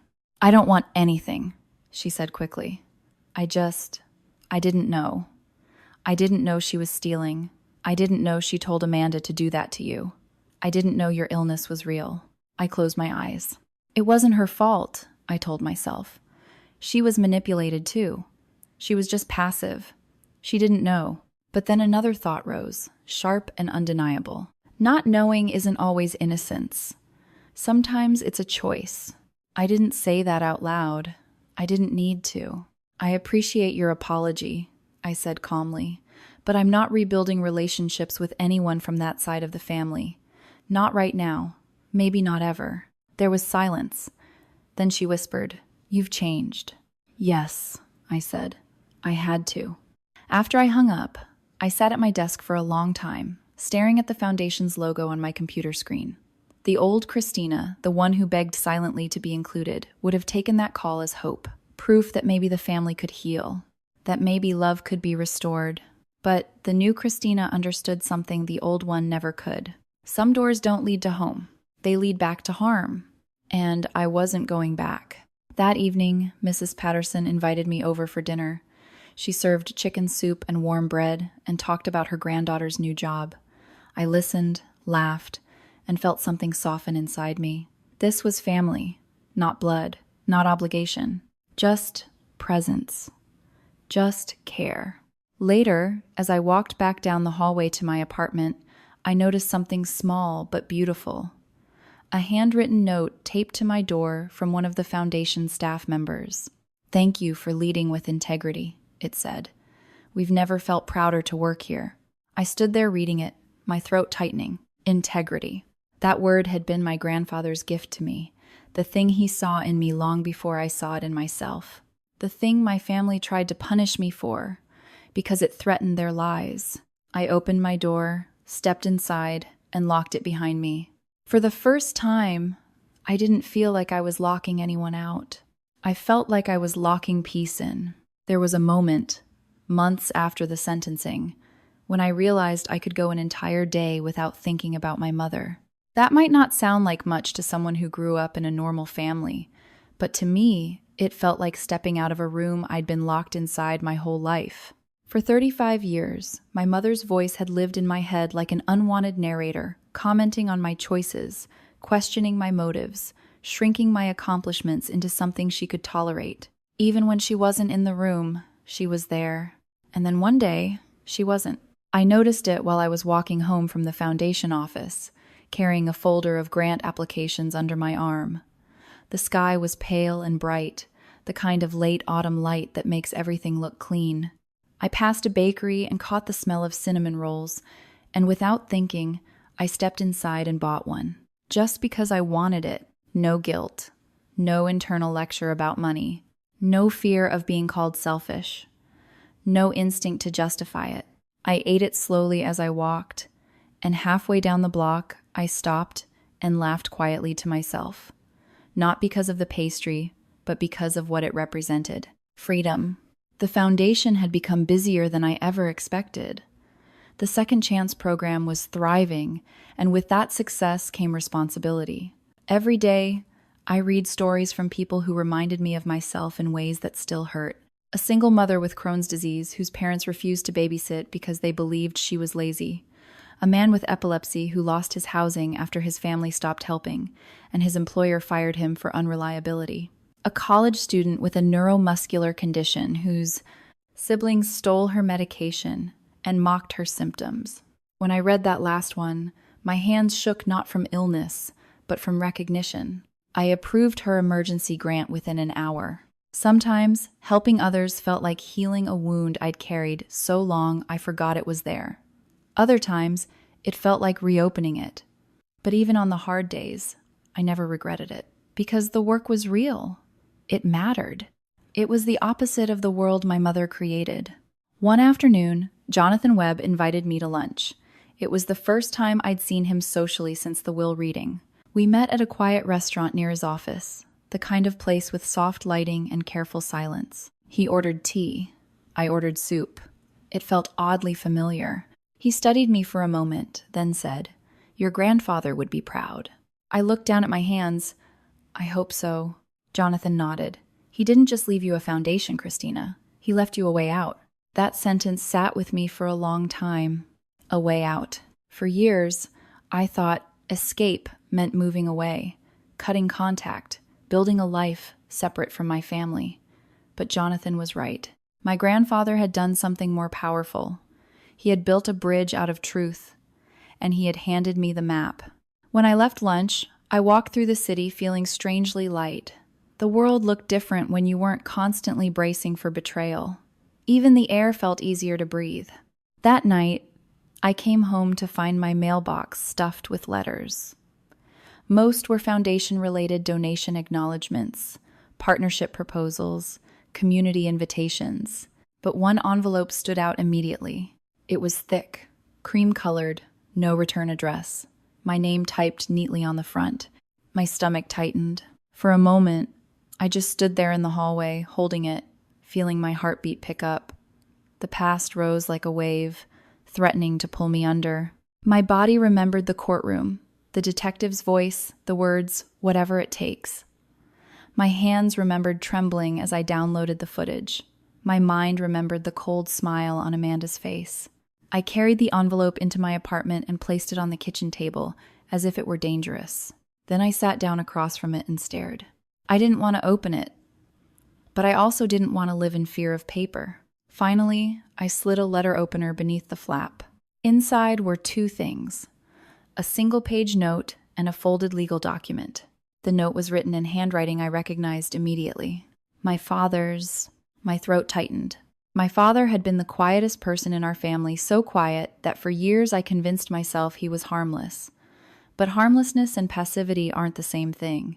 He had watched my mother belittle me for decades. He had watched Amanda mock my illness.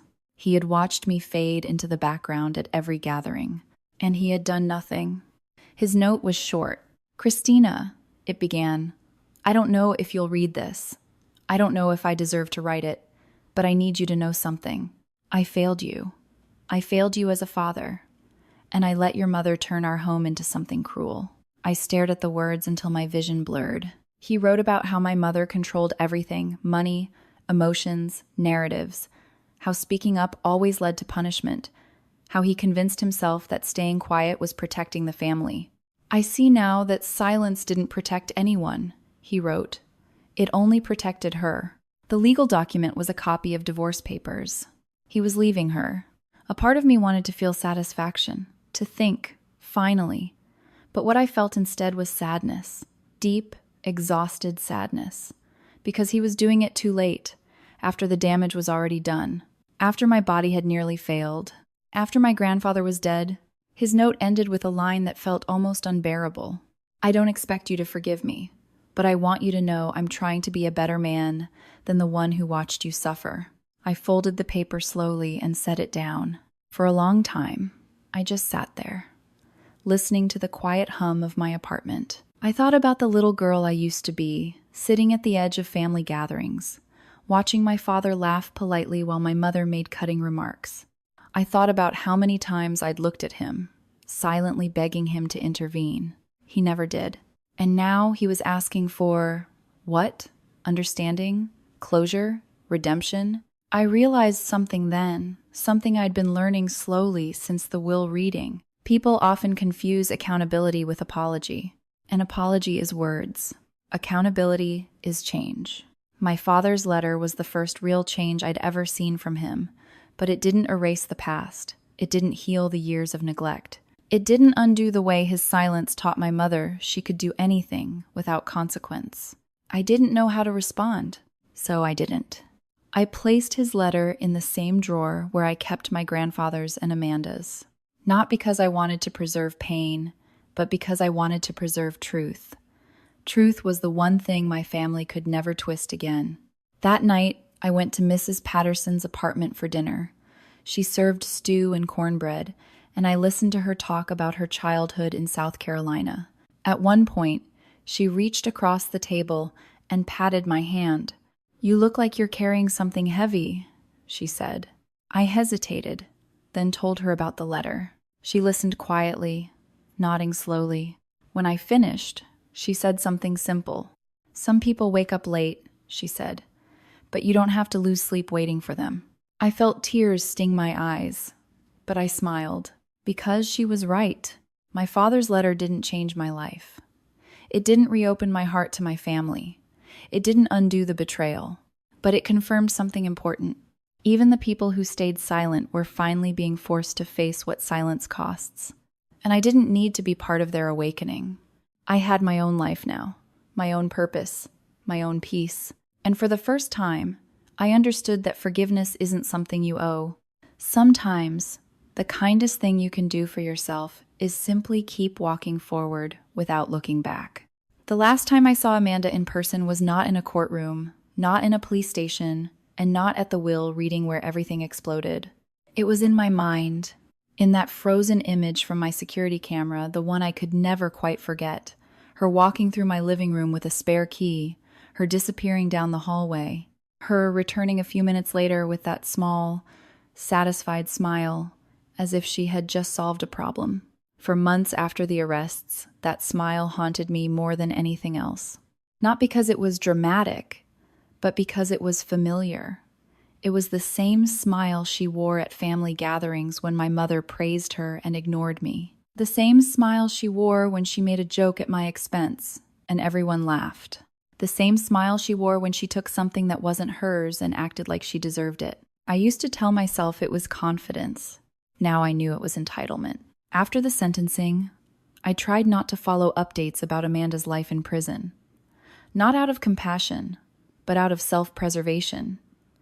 The case had taken enough from me. I didn't want my healing to be tied to what happened to her. Rebecca handled the legal details. The restitution was arranged. The probation terms were set. Amanda's name became a file number in a system that didn't care about family history. That was the point. Justice isn't personal. It's procedural. And yet, there were moments when Amanda still found a way into my life, not through contact, but through echoes. A news article about prison reform, a story about sibling betrayal, a woman at a foundation event who quietly told me, "My sister did something similar." The world has a way of reminding you that your pain is never as rare as you once believed. One afternoon, about a year after everything happened, I received a call from Rebecca. Her tone was neutral, professional, but I could hear something in it, caution. "Amanda has filed a request," she said. My stomach tightened instantly. "For what?" "She wants to send you a letter through official channels," Rebecca replied. "It would be screened. No direct contact. You're not obligated to accept it." I stared out the window at the city skyline, my mind suddenly back in that hospital bed, hearing Amanda whisper that no one would ever believe me. I could feel the phantom cold of the bathroom tile against my skin. For a moment, I wanted to say no immediately. But then I remembered something my grandfather wrote. Truth doesn't need fear. So I told Rebecca I would accept it. The letter arrived 2 weeks later in a plain envelope stamped with institutional markings. I didn't open it right away. I set it on my kitchen counter and went about my day, as if paper couldn't change my pulse. That night, after dinner, I sat down with the envelope and broke the seal. Amanda's handwriting was messier than I remembered, less performative, less polished. It looked like someone writing with hands that weren't entirely steady. "Christina," it began. "I don't deserve to call you that, like nothing happened. I read slowly, my breath shallow. "I'm not writing to ask for forgiveness," she continued. "I know you don't owe me that. I'm writing because I finally understand something I spent my whole life refusing to understand." She wrote about prison in a way that wasn't dramatic, just honest. The silence, the boredom, the humiliation of being stripped of choices, the way you have nothing to do but sit with yourself. She wrote that for the first time in her life, she couldn't run from who she was. And then she wrote the line that made my hands go cold. I remembered the pool. I stopped reading. My heart pounded as if my body didn't know whether to fight or flee. Amanda wrote about being 11 years old, panicking in the water, swallowing chlorine in fear. She wrote about seeing my face above hers, frantic, determined, refusing to let her go under. She wrote about coughing water on the edge of the pool while someone wrapped her in a towel. And then she wrote about turning her head and not seeing me. "I didn't understand what was happening," she wrote. "I thought you would come up right away. I didn't realize you were drowning." Tears blurred my vision. "I didn't want to remember," she admitted, "because remembering meant admitting you paid for saving me. And if I admitted that, I would have had to admit that Mom was wrong, that you weren't weak, that you weren't lying, that you were the strongest person in our family, and we punished you for it." My throat tightened so hard I could barely swallow. She wrote about our mother's influence, about how Diane fed her a story for years that I was manipulative, attention-seeking, selfish, that I used my illness to steal love and money. Amanda admitted she liked believing it because it made her feel justified. "It made me feel like I was competing fairly," she wrote, "like I wasn't just jealous of you for no reason." And then, finally, she wrote about the day she entered my apartment. "I knew what your medication did," she wrote. "I knew you needed it. I told myself it wasn't that serious. I told myself you were exaggerating. I told myself you'd be fine. But the truth is, Christina, I didn't care enough to stop.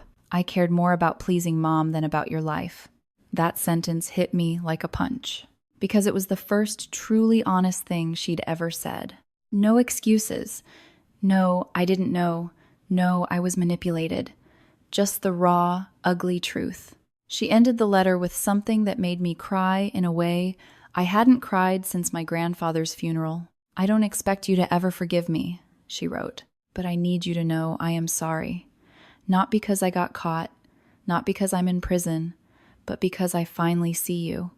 I finally see what you've been carrying since you were 14. And I finally understand that you never deserved any of it." The last line was simple. "I hope you live a life so peaceful that you forget my name. Thanks for watching," end quote. I folded the letter slowly and held it in my hands for a long time. I didn't feel satisfaction reading it. I didn't feel revenge. I didn't feel the kind of closure people talk about in movies, where everything ties up neatly and the hero walks away smiling. What I felt was grief. Grief for the childhood we lost. Grief for the sister relationship that never existed in the way it should have. Grief for the years Amanda spent being shaped into a weapon by our mother, and the years I spent being the target. But beneath that grief, there was something else. Release. Because Amanda's letter did something I never expected. It returned something to me. Not my health. Not my lost years. Not my grandfather. It returned my reality. For decades, I had lived inside a fog of doubt, constantly wondering if I was overreacting, if I was too sensitive, if I was the problem. My family trained me to question myself so thoroughly that even when I knew the truth, I still felt guilty for saying it out loud. Amanda's confession, written in her own hand, without excuses, cut through that fog like sunlight. It wasn't just proof, it was acknowledgement.